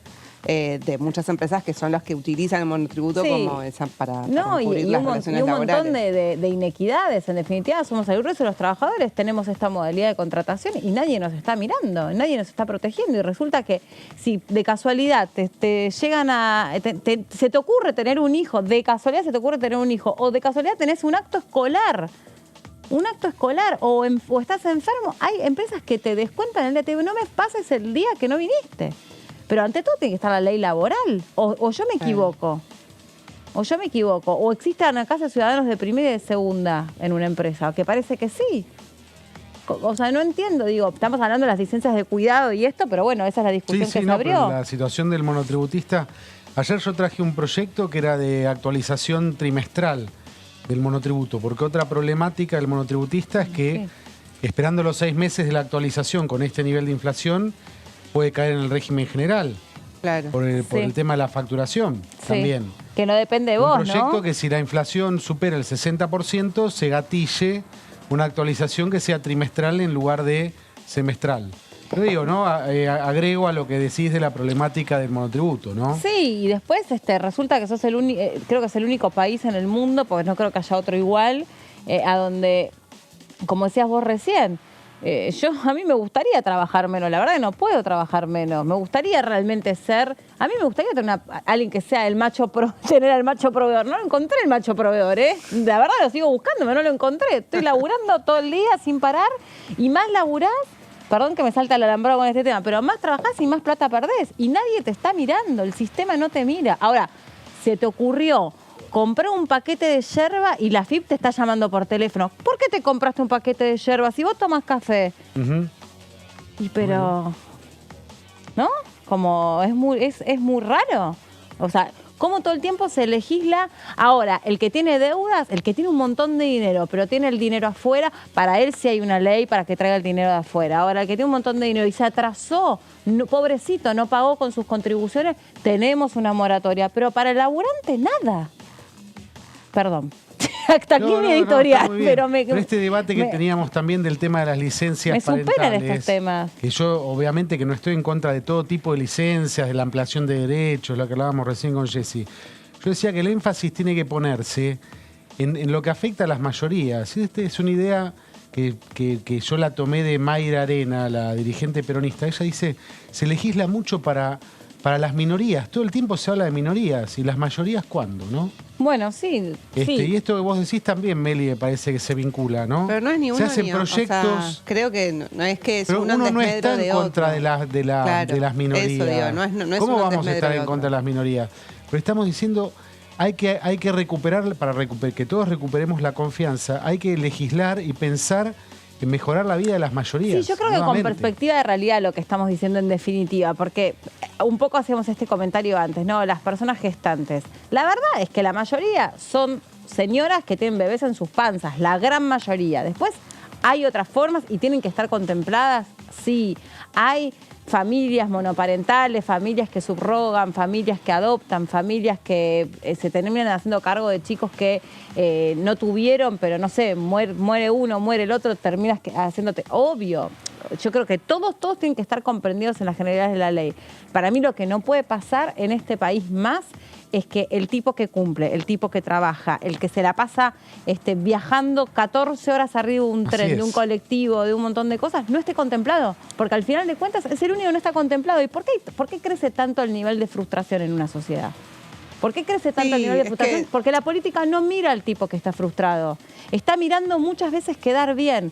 Tengo que quedar bien porque tengo que mirar a tal o cual y tengo que ser copado y se me tiene que ocurrir una licencia para el señor que carga un matafuegos en el hombro. Digo matafuegos porque estoy viendo un matafuegos, se me ocurrió eso. Sí, pero no es el grueso de la gente que carga el matafuegos en el hombro. Y nunca están contemplados en el paraguas de la ley. El problema central es que justamente, bueno, hay muchas cuestiones económicas que no están saldadas y que fueron empeorando con el tiempo. Digo que no es algo de ahora, o sea, se viene acumulando muchas de esas contradicciones y al no resolver eso hay un malestar que persiste y que tiene sus razones, digamos. Exacto. De desconfianza o lo con la política. Y lo dice siempre Arroyo acá sentado, que a mí me gusta reconocer también el trabajo que hace porque él estuvo al frente de una cartera súper sensible en un momento muy sensible. Entonces, tiene mucha perspectiva de realidad. Es una persona que recorrió barrios, que estuvo ahí. Él dice, yo fui ministro de la pandemia en un momento muy delicado. Y él dice, es histórico que creció el empleo y creció la pobreza. O sea, y bajó la indigencia, ¿por qué? Porque el indigente, ahora que consiguió la changa, ¿y qué es la changa? El trabajador invisibilizado completamente. Y no tiene ningún tipo de... Y nosotros, clase media, estamos colgados afuera del tren. Y ya se fue el tren. Y todo bien con la economía, del servicio basado en exportación y las tecnologías y no sé qué, pero vos que vas a tener 20 años más de laburo, ¿dónde estás contemplada? Si vos seguís facturando, yo también y él también y todos nosotros, ¿o no? Sí. No sé, no quiero hacer como... No sé, pero bueno, también digo, yo cuando me tocó ser mamá, me fui a tener un hijo, cuando volví no tenía más el trabajo. Y eso no puede seguir pasando. Claro. Porque lo mismo, los que les contaba antes, a las empresas les molesta las mujeres que tenemos hijos, les molestamos. Claro. Porque tenés más complicaciones, porque tenés que cuidar a los pibes, porque tenés que dar explicaciones. Claro. No, ¿sabés qué? Lo tengo que acompañar a rendir un examen. Para el que lo estuve acompañando durante un año tenés que explicar eso. ¿Sabés qué? Se tiene que hacer un estudio. No, por estudio no te corresponde. A las empresas les molesta la mujer también porque se tiene que quedar cuidando un hijo enfermo. En general los cuidados los hace la mujer, ¿no? Sí. También. Claro. Imagínate un hombre que se le ocurra quedarse al cuidado de ese chico. Pero a la vez el sistema necesita, el sistema económico estructuralmente necesita la reproducción, la reproducción en sentido amplio, ¿no? Sí, comer, necesita vestirse. que nazcan nuevos niños y que... Sí. ¿no? Y que la rueda siga girando. Que la rueda siga girando. O sea, y no solo eso, la reproducción también en el sentido de la reproducción de la vida, que es que es parte de lo que muchos llaman el trabajo no pago por las empresas, que es para que el trabajador pueda ir a trabajar otro día, tiene que comer, se tiene que vestir, tiene que descansar. Tiene que tener derecho al ocio también. Claro, o sea, todo eso que sucede en el ámbito del hogar suele, o sea, que las mujeres son las que mayoritariamente realizan esas tareas, lo hacen de forma gratuita, digamos, no está reconocido como un trabajo. Sí. Bueno, Guido, seguimos contigo. Bueno. Después de esta reflexión nos vamos geográficamente, nos vamos a Nueva York. Ajá, ok. Nos vamos a Nueva York. Vamos. No, vamos a dale que no conozco. Esta importante reunión que hubo con una delegación multipartidaria que participó en la reunión del Comité de Descolonización de Naciones Unidas. Esto conversábamos ayer en estuvo este segmento con ustedes, con Graciela la diputada Camaño, ¿no? Sí. La vi. Ahí tenemos la fotografía, estuvo el canciller Cafiero, encabezó la delegación con, estoy buscando a Guillermo Carmona, que es el secretario de Malvinas, que no lo encuentro, que también me parece... Guillermo Carmona... No me quiero equivocar si está aquí sobre la derecha, no lo veo hace tiempo. A ver, yo lo voy a googlear la foto y te digo Guillermo quién Carmona, ¿no? No me quiero equivocar, pero me parece que... A ver, Guillermo Carmona, yo no lo conozco de cara. Y varios diputados. Secretario de Malvinas, bueno, diputados nacionales, ahora los vamos a mencionar, también senadores nacionales de Tierra del Fuego. Creo que es aquel que está bien en la punta. Sí, ahí está, sí, es él, en efecto. Ex diputado de la provincia de Mendoza. Exactamente, mendocino. El que está bien en el extremo. Está atrás, está el diputado Acés, presidente de la Comisión de Defensa, acá lo tenemos, que es de Juntos por el Cambio. Está atrás Eduardo Valdés, que es presidente de la Comisión de Relaciones Exteriores de la Cámara. Está la diputada Mabel Caparrós, ¿no? De Tierra del Fuego. Exacto, ahí está. La diputada Graciela Camaño. Allá también Tierra del Fuego. Aquí está el gobernador de las Islas Malvinas, Gustavo Melella, porque es gobierno de Tierra del Fuego, Malvinas e Islas del Atlántico Sur.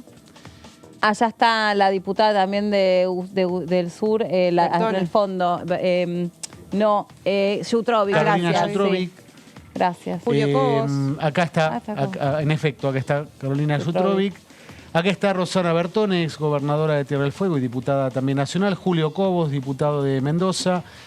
En fin, de todos los colores políticos, esta delegación multipartidaria, diputados y senadores. Está el senador Blanco, que no lo encuentro, el senador Blanco.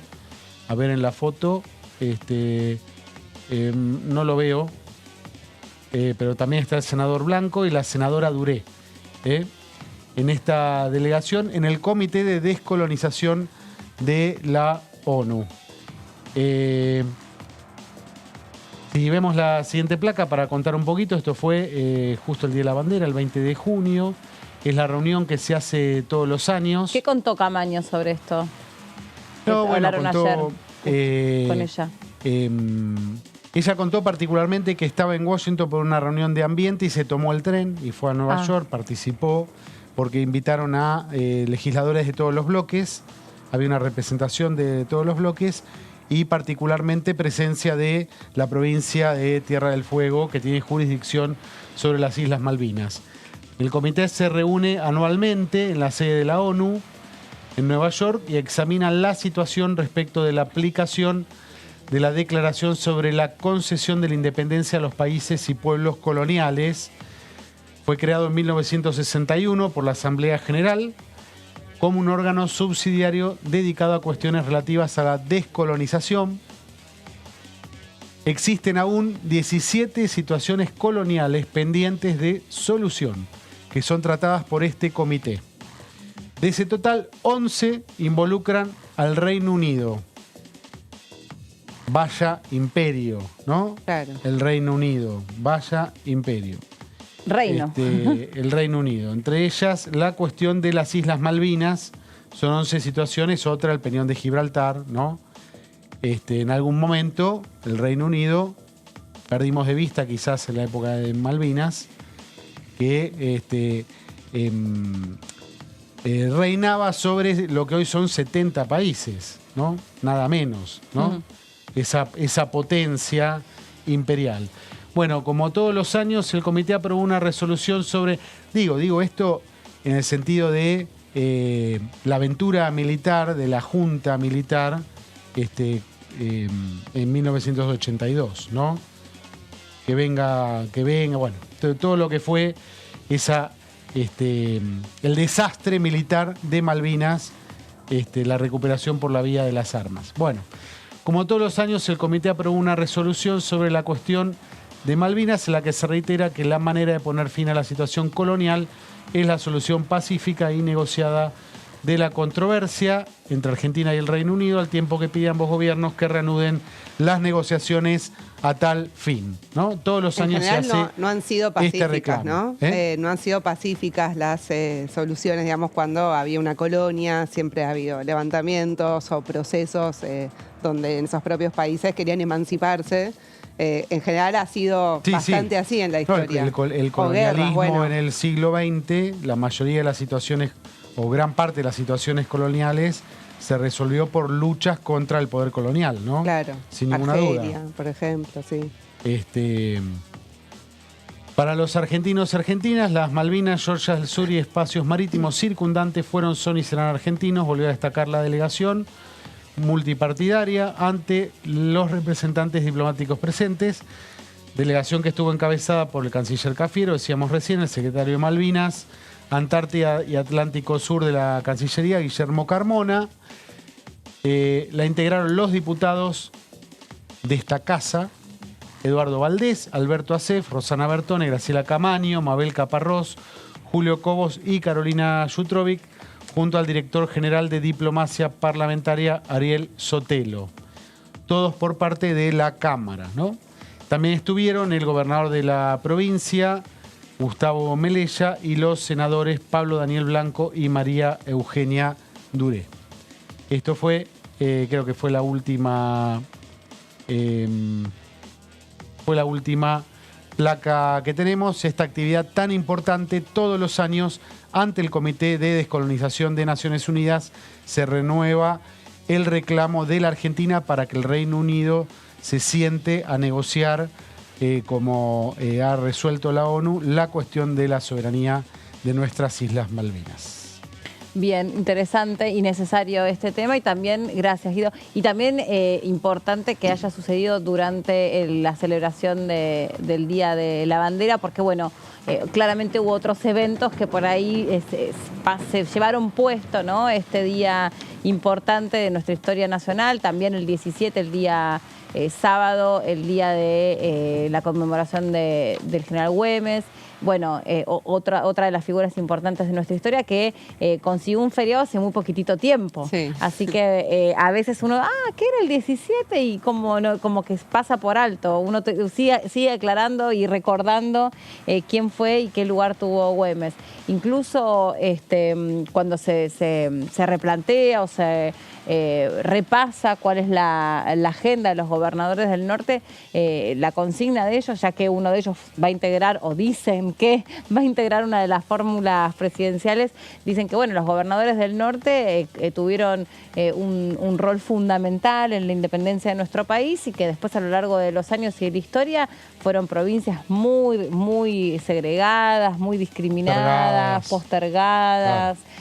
Con los índices, según los últimos datos del censo, siguen teniendo índices de pobreza inclusive más marcados que nosotros, siguen teniendo brechas de tecnología y de género más marcadas que nosotros, mayores resistencias a los cambios, ¿no?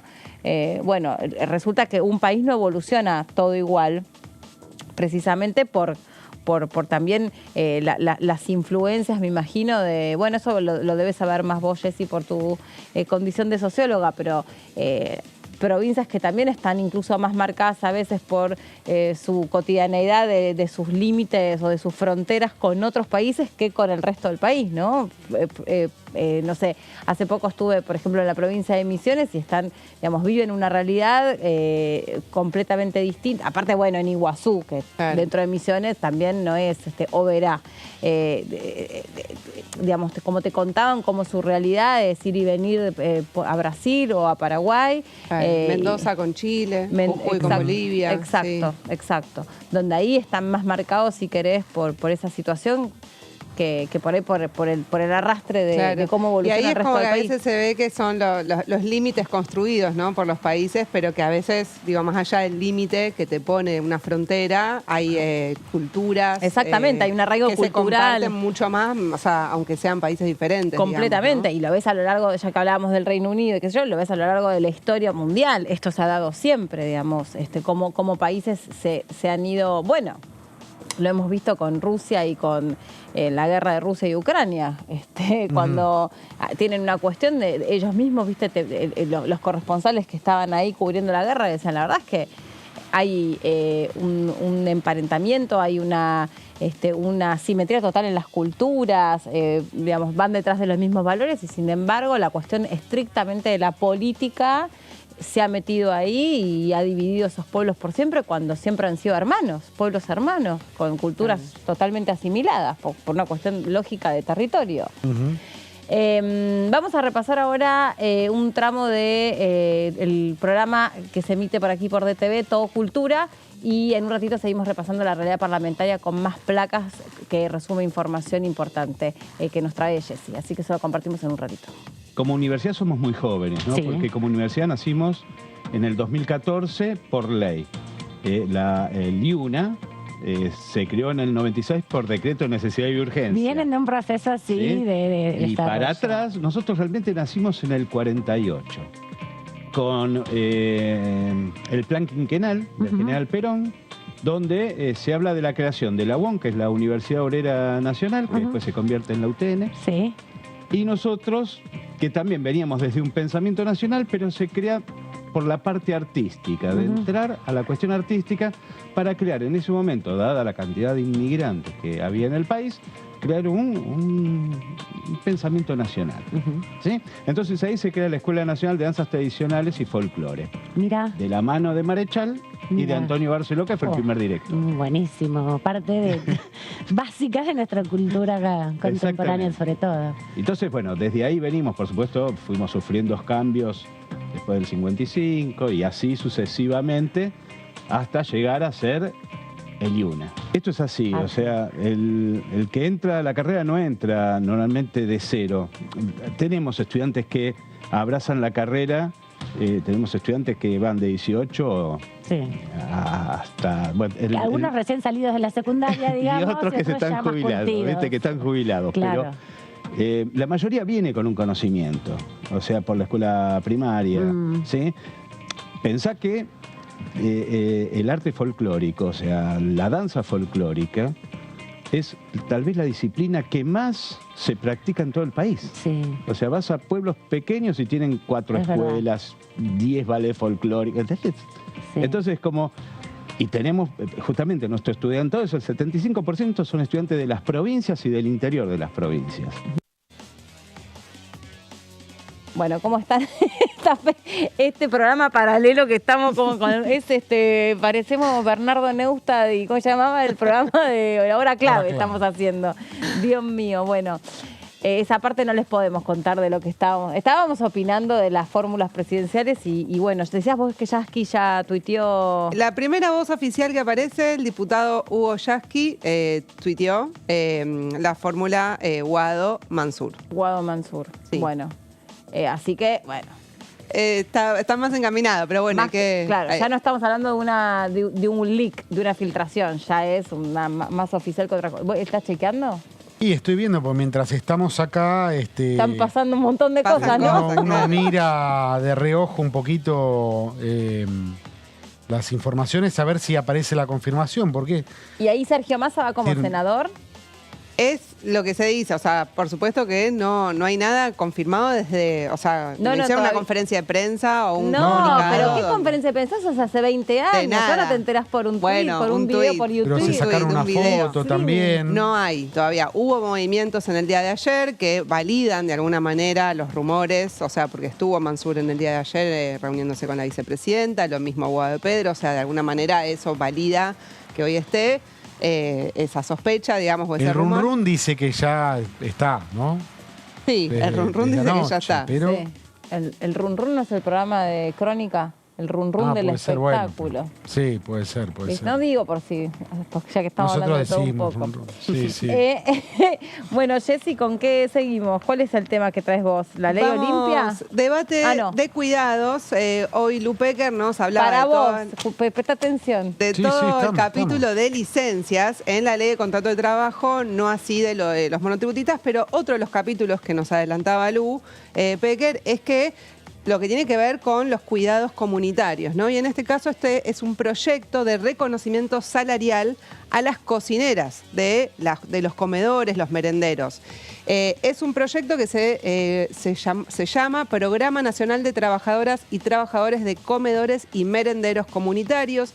Fue elaborado por la organización social La Poderosa y, venían trabajando este proyecto hace bastante tiempo, lo han presentado en distintas instancias y finalmente la diputada que lo ingresó con su firma fue la diputada Saracho, Natalia Saracho, con el apoyo del Frente de Todos y el Frente de Izquierda, que han acompañado, fueron parte de la presentación que fue este 5 de junio. La presentación oficial, porque bueno, justo era parte de la semana. Natalia Saracho, que forma parte de movimientos sociales, ¿no? Sí, de otro, no de La Poderosa, pero forma parte de Patria Grande. Y bueno, además ella viene de toda una organización barrial. Sí, del trabajo comunitario. Claro, ella exactamente. Conoce el trabajo comunitario. Vamos a la siguiente placa para ver un poco de qué se trata. El programa lo que propone es reconocer que los comedores y merenderos comunitarios realizan un trabajo indispensable para garantizar el acceso a la alimentación de grupos vulnerados en los barrios populares. Y es, en primera instancia, un reconocimiento al rol que cumplen, donde sabemos por datos incluso oficiales del Ministerio de Desarrollo Social que se envía comida y son los propios barrios, las propias organizaciones sociales quienes se encargan de cocinar, de hacer malabares con lo que le llega y alimentar a muchos niños, niñas y familias enteras, a veces quizás en los barrios. Sería para trabajadoras o trabajadores que realicen la tarea por 24 o más horas semanales, que lo estén haciendo actualmente. O sea, propone como de base con los que ya están cumpliendo esas tareas. Y justamente hay un registro nacional de comedores y merenderos, que es el RENACOM, que ya existe hoy en día. Entonces, lo que proponen es que sea para los comedores que ya están inscriptos aquí. Después podría ampliarse, pero para comenzar sería con los que ya están inscriptos en este registro que está vigente. Está bueno porque muchas veces quienes trabajan para comedores o merenderos terminan poniendo insumos de su propio bolsillo, de su propia casa, terminan, no sé, por ahí trabajan, obviamente de otras cosas porque no cobran por esta actividad que es absolutamente solidaria.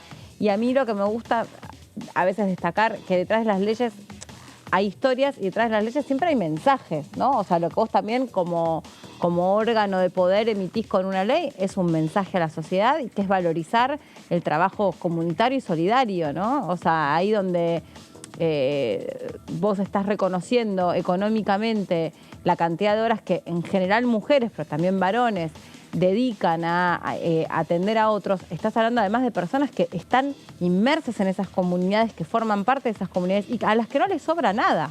Claro. ¿No? Porque no es que vos ves el dueño de una empresa, de una multinacional atendiendo un comedor. Capaz que esa empresa multinacional, no sé, hace una donación. Muchas lo hacen y muchas personas desde el anonimato también colaboran y ayudan, pero en general los que laburan ahí, los que ponen el lomo, los que hacen el locro, los que hacen la olla, gente que tiene alguna changa, mayormente en las cercanías, y están conmovidas por la realidad social. ¿Son voluntarios o son militantes de organizaciones? Sí, ¿no? o los mueven. O son gente solidaria.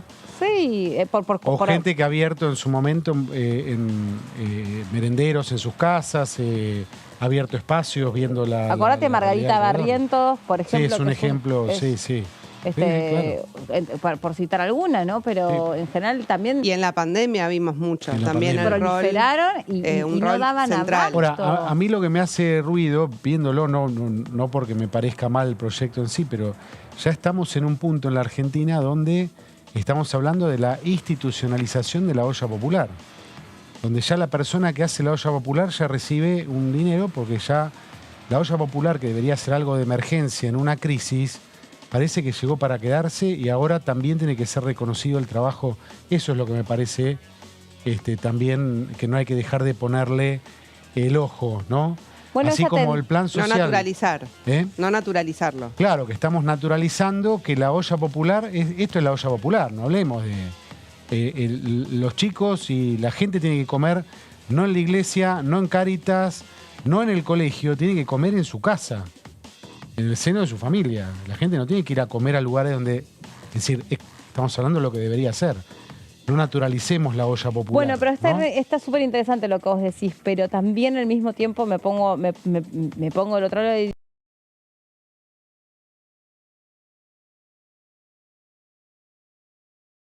a mí me gustan hacer a veces no, yo lo que digo es comparaciones un poco forzadas, ¿no? Porque lo que voy a decirte es recontra forzado. Pero es como que un día trajimos una ley que es la interrupción voluntaria del embarazo porque reconocíamos, aunque es una situación dolorosa y además para muchos poco feliz, creo que para todos, estás ahí cuando lo estás normatizando, cuando estás regulándolo, estás visibilizando que eso sucede. Eso de todos modos va a ocurrir. Lo importante es que exista esta legislación, es decir, bueno, sucede y con mayores recursos que te asegura determinadas situaciones que, por ejemplo, en el caso de la interrupción voluntaria del embarazo, no corra riesgo la vida de la madre o no corra riesgo la vida del bebé. En el caso del merendero, que es una situación dolorosa, porque ahí lo que tenés es pobreza, si no normatizás o si no regulás, si no haces una ley, si no armas un proyecto, eso igual ocurre. No, desde ya yo no es que me oponga per se al proyecto, estoy diciendo que no nos parezca que hacer estas cosas es la panacea.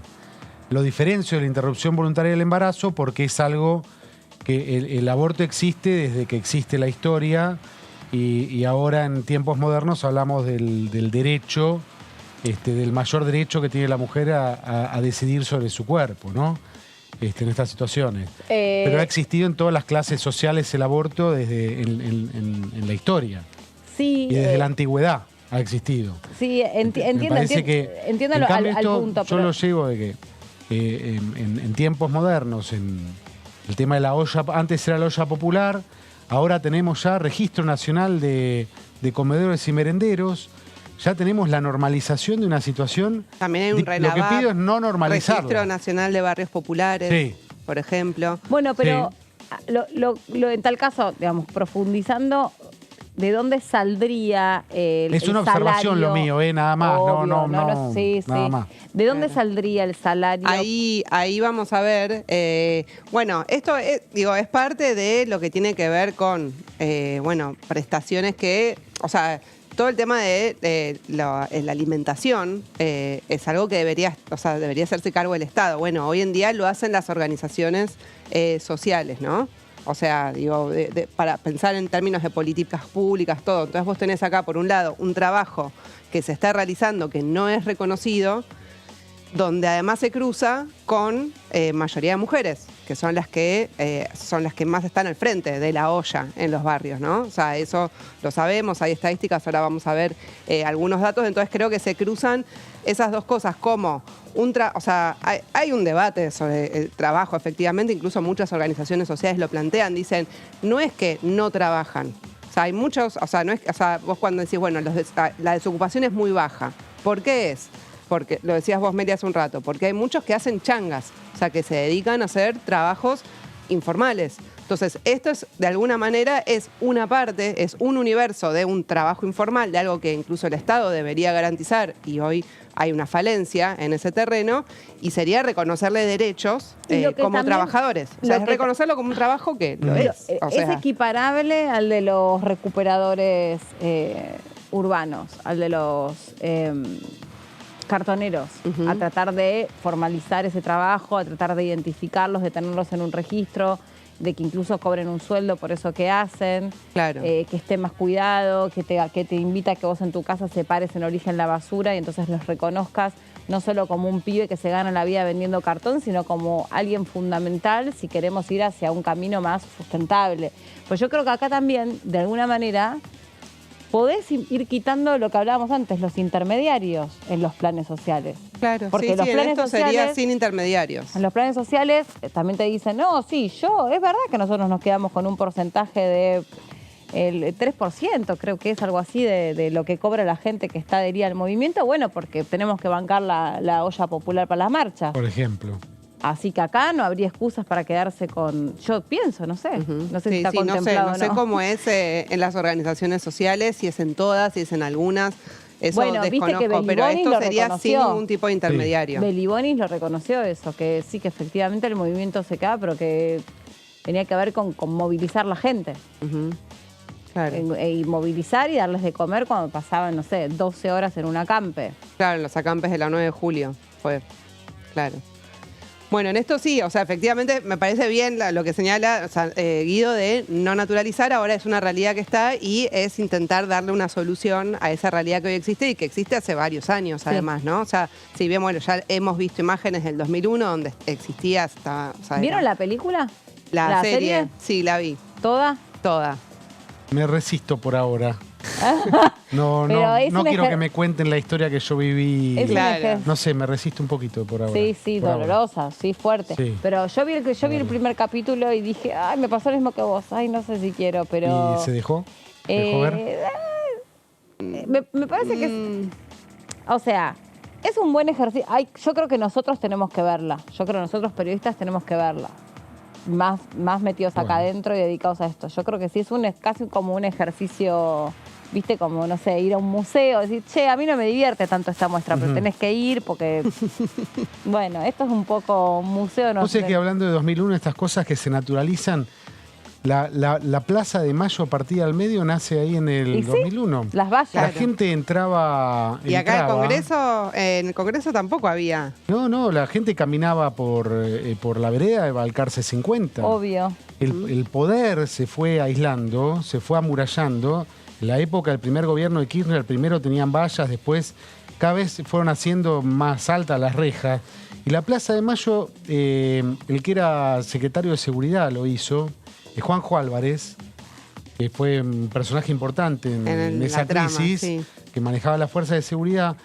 Y en el verano, en el enero tan caliente de 2002, el que parte la plaza al medio, con vallas, altas vallas para que la gente no pase, es Juanjo Álvarez. Lo que pasa que al principio... Y después llegó para quedarse y nos parece natural que esté enrejada la Plaza de Mayo, por ejemplo, ¿no? Y el Congreso. El Congreso tampoco tenía estas rejas que tiene. El Congreso no tenía estas rejas. Al principio eran hubo un incendio en el Congreso. Se trató de incendiar, como ahora la legislatura en Jujuy se entró a incendiar. Hay imágenes en la serie de eso. Hay imágenes, hubo muertos aquí en el Congreso. Claro. Hubo muertos aquí en el Congreso, entre la represión en ese momento. Digo, cosas que se van naturalizando. También los planes sociales. Parece que es normal que haya planes sociales en la Argentina. Igual, pero eso creo que es parte del debate del trabajo que hay, en el 2002, ¿no? De cómo generar trabajo. Cuando Eduardo Duhalde con la mesa de diálogo los planes sociales también. No había una red de contención en ese gran desastre de la gran crisis. Se hace la mesa de diálogo, Carmelo Angulo, que era el diplomático español, con la Iglesia, con Eduardo Duhalde, que ellos sacan el plan Jefas y Jefes, que llegó a tener 2 millones de beneficiarios, y eso da una gran contención. Ahora, pasados 20 años, ¿qué pasa con los planes sociales? Hoy se ve como algo que no se sabe qué hacer, ¿no? Pero bueno, porque también se desvirtuó muchísimo, ¿no? Bueno, ese es el tema. Hoy, en vez de verlo como una solución, que tenemos una red de contención... Hoy es un negocio para muchos. Es súper discutido el tema de los planes, de los intermediarios, de todo lo que se ha armado alrededor de los planes. ¿Quién audita los planes del Ministerio de Desarrollo Social? El mismísimo Merenciano Sena, o sea, el que tanto estamos hablando. Merenciano, los 50 millones para la cooperativa, esto, lo otro. Yo creo que es un objetivo, digamos, o sea, que está bien pensar cómo generar trabajo. Ahora, lo que sí siento quizás en el debate es que siempre se pone el ojo en los que cobran la mitad de un salario mínimo, que hoy un salario mínimo está alrededor de 80.000 pesos, o sea, el potencial de trabajo está alrededor de 40.000 pesos. Nadie vive con eso. No. Exacto. Entonces se pone el ojo en auditar eso y no se pone el ojo en auditar todos los beneficios impositivos que tienen grandes empresas, multinacionales, qué pasa con las empresas extranjeras que se llevan el litio, que hacen sobrefacturación, subfacturación, maniobras que hay en el comercio exterior. Entonces, yo creo que en un país donde hay mucha desigualdad social, el tema de los recursos del Estado habría que apuntar primero a los que más tienen. No estar mirando al que cobra la mitad de un salario mínimo. O sea, eso digo, en eso diciendo de dónde poner el ojo. Después una...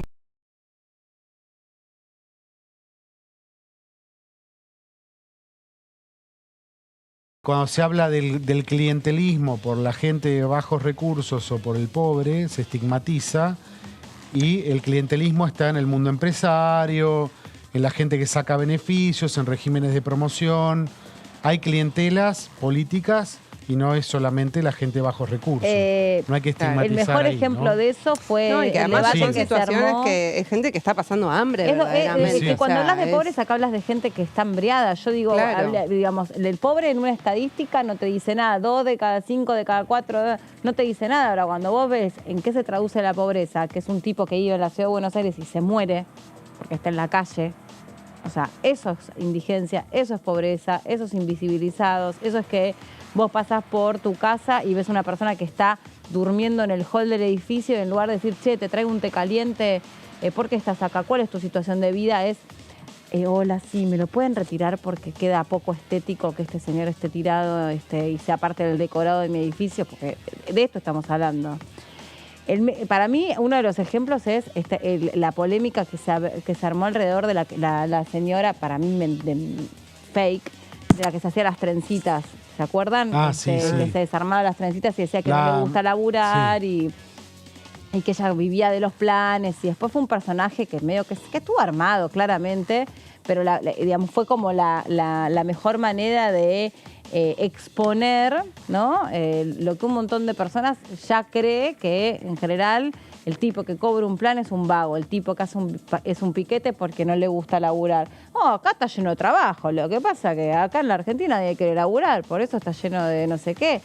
Nada que ver, o sea, lo que resulta de eso es que en general lo que se ofrece de trabajo está recontra mal pago y te hace laburar 18 horas por 40.000 pesos. Es caro trabajar, Yo la citaba a Mayra Arena, la dirigente peronista, que tiene algunas ideas que son para mí brillantes, y ella decía que para la gente que viene y se desplaza, con los niveles salariales que hay, y pasar el día afuera, que implica sacar plata del bolsillo, estar fuera de tu casa, sacar plata del bolsillo, gastas más, trabajar es caro también.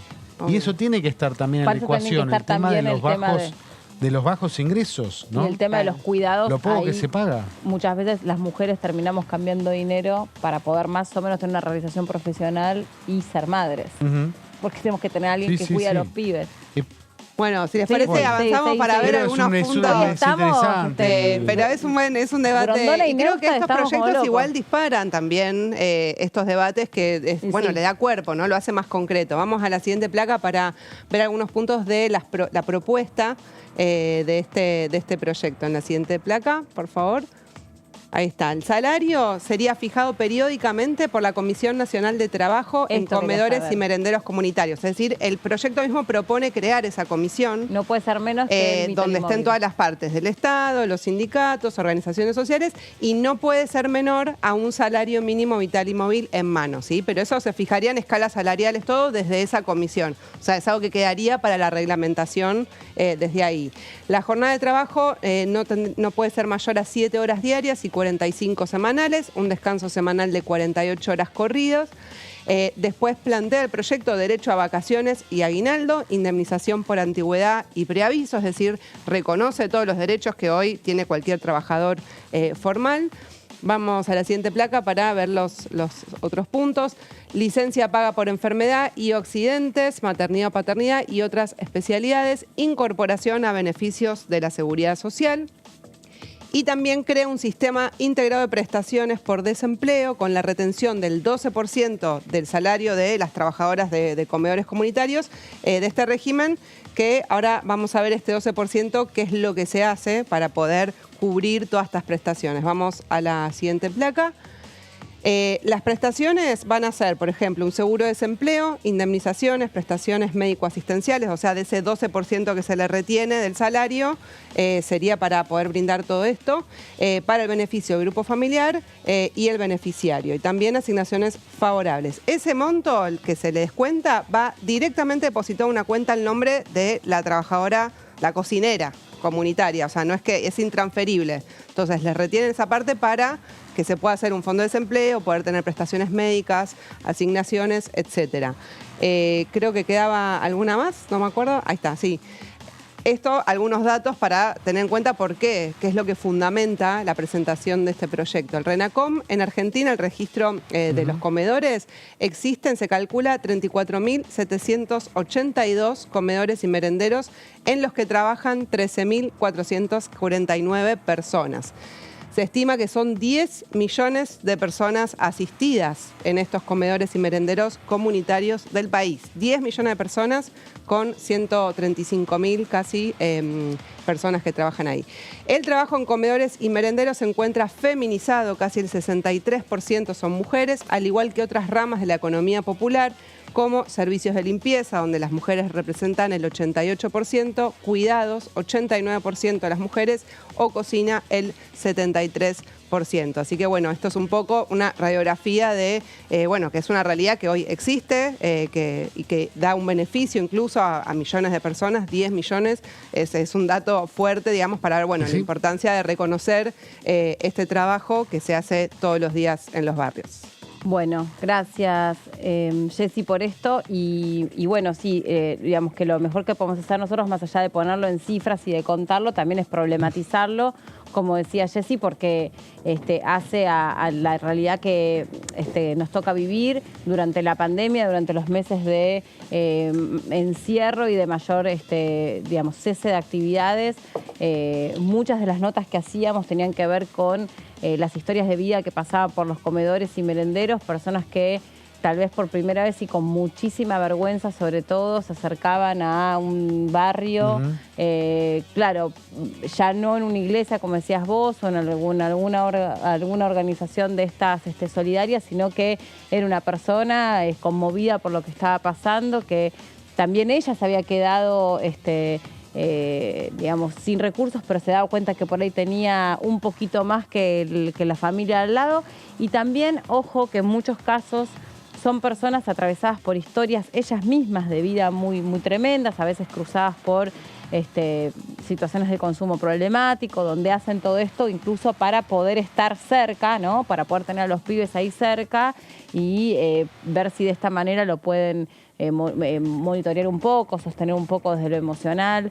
Es triste también la inmensa cantidad de personas que están en riesgo de caer en situación de calle, ya no los que viven sobreviven de esa manera, sobre todo ahora en invierno, que suele crecer más la demanda de solidaria a este tipo de lugares. Pero, qué sé yo, en definitiva, todo esto nos tiene que llevar a pensar, incluso mientras lo legislen o incluso mientras lo debatan, en qué situación nos encontramos, ¿no? O sea, claro, ¿de qué estamos hablando?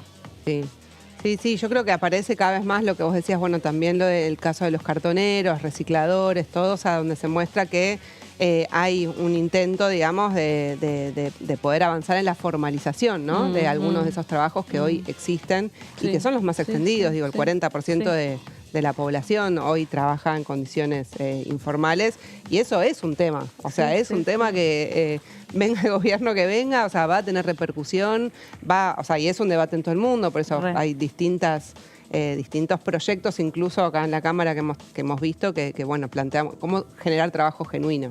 Claro. ¿No? O sea, ese es uno también de los Lo debates. decía en el segmento anterior cuando estábamos con Horacio, no hay que perder de vista el crecimiento económico, porque sin crecimiento económico no hay, siempre la frazada es cada vez más corta. Tiene que haber crecimiento, dar las condiciones para que el país crezca económicamente. Claro, pero la disyuntiva justamente ahora es que hubo crecimiento económico. Sí, estamos con el mismo... Hay bajo desempleo, pero hay mucha pobreza. Hubo un rebote, quizás el país está con el mismo PBI per cápita que en 2010. Hace más de una década que la Argentina no crece, que está estancada económicamente. Es un tema como más estructural. Estamos igual, $10.600 de ingreso anual per cápita. Entonces, si no hay crecimiento económico, cada vez la frazada más población, más pobreza. Una frazada más corta. Después hay que discutir, no el derrame, ¿no? Después viene el otro debate, la desigualdad y la distribución, ¿no?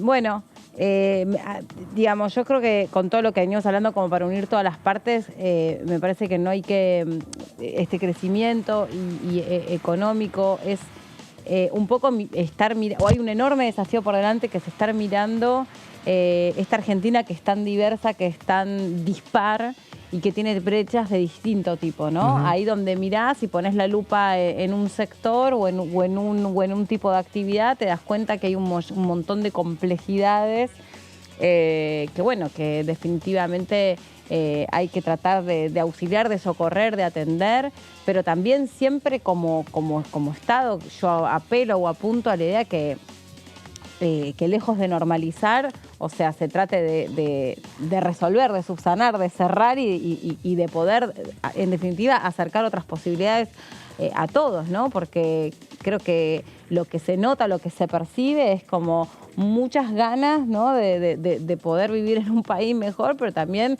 muy atravesado por una realidad política muy compleja. Entonces se legisla menos, se sesiona menos, se debate menos, está todo como un poco trabado para poder generar en definitiva leyes que son quienes las leyes vienen a resolver nuestros problemas. No, y yo creo que ahora, porque uno cuando entra en campaña electoral en general hay mucho eslogan, muchas frases de salidas fáciles o propuestas fáciles, simplificadas, de todo, digo, desde la seguridad hasta el problema del trabajo. Y bueno, tomarse el trabajo de ver algunos de los proyectos que presentan los diputados quizás da más una idea de a dónde quieren ir. Bueno, nos vamos, nos reencontramos mañana nosotros aquí en la segunda edición de DTV. Gracias por estar ahí del otro lado. Chau.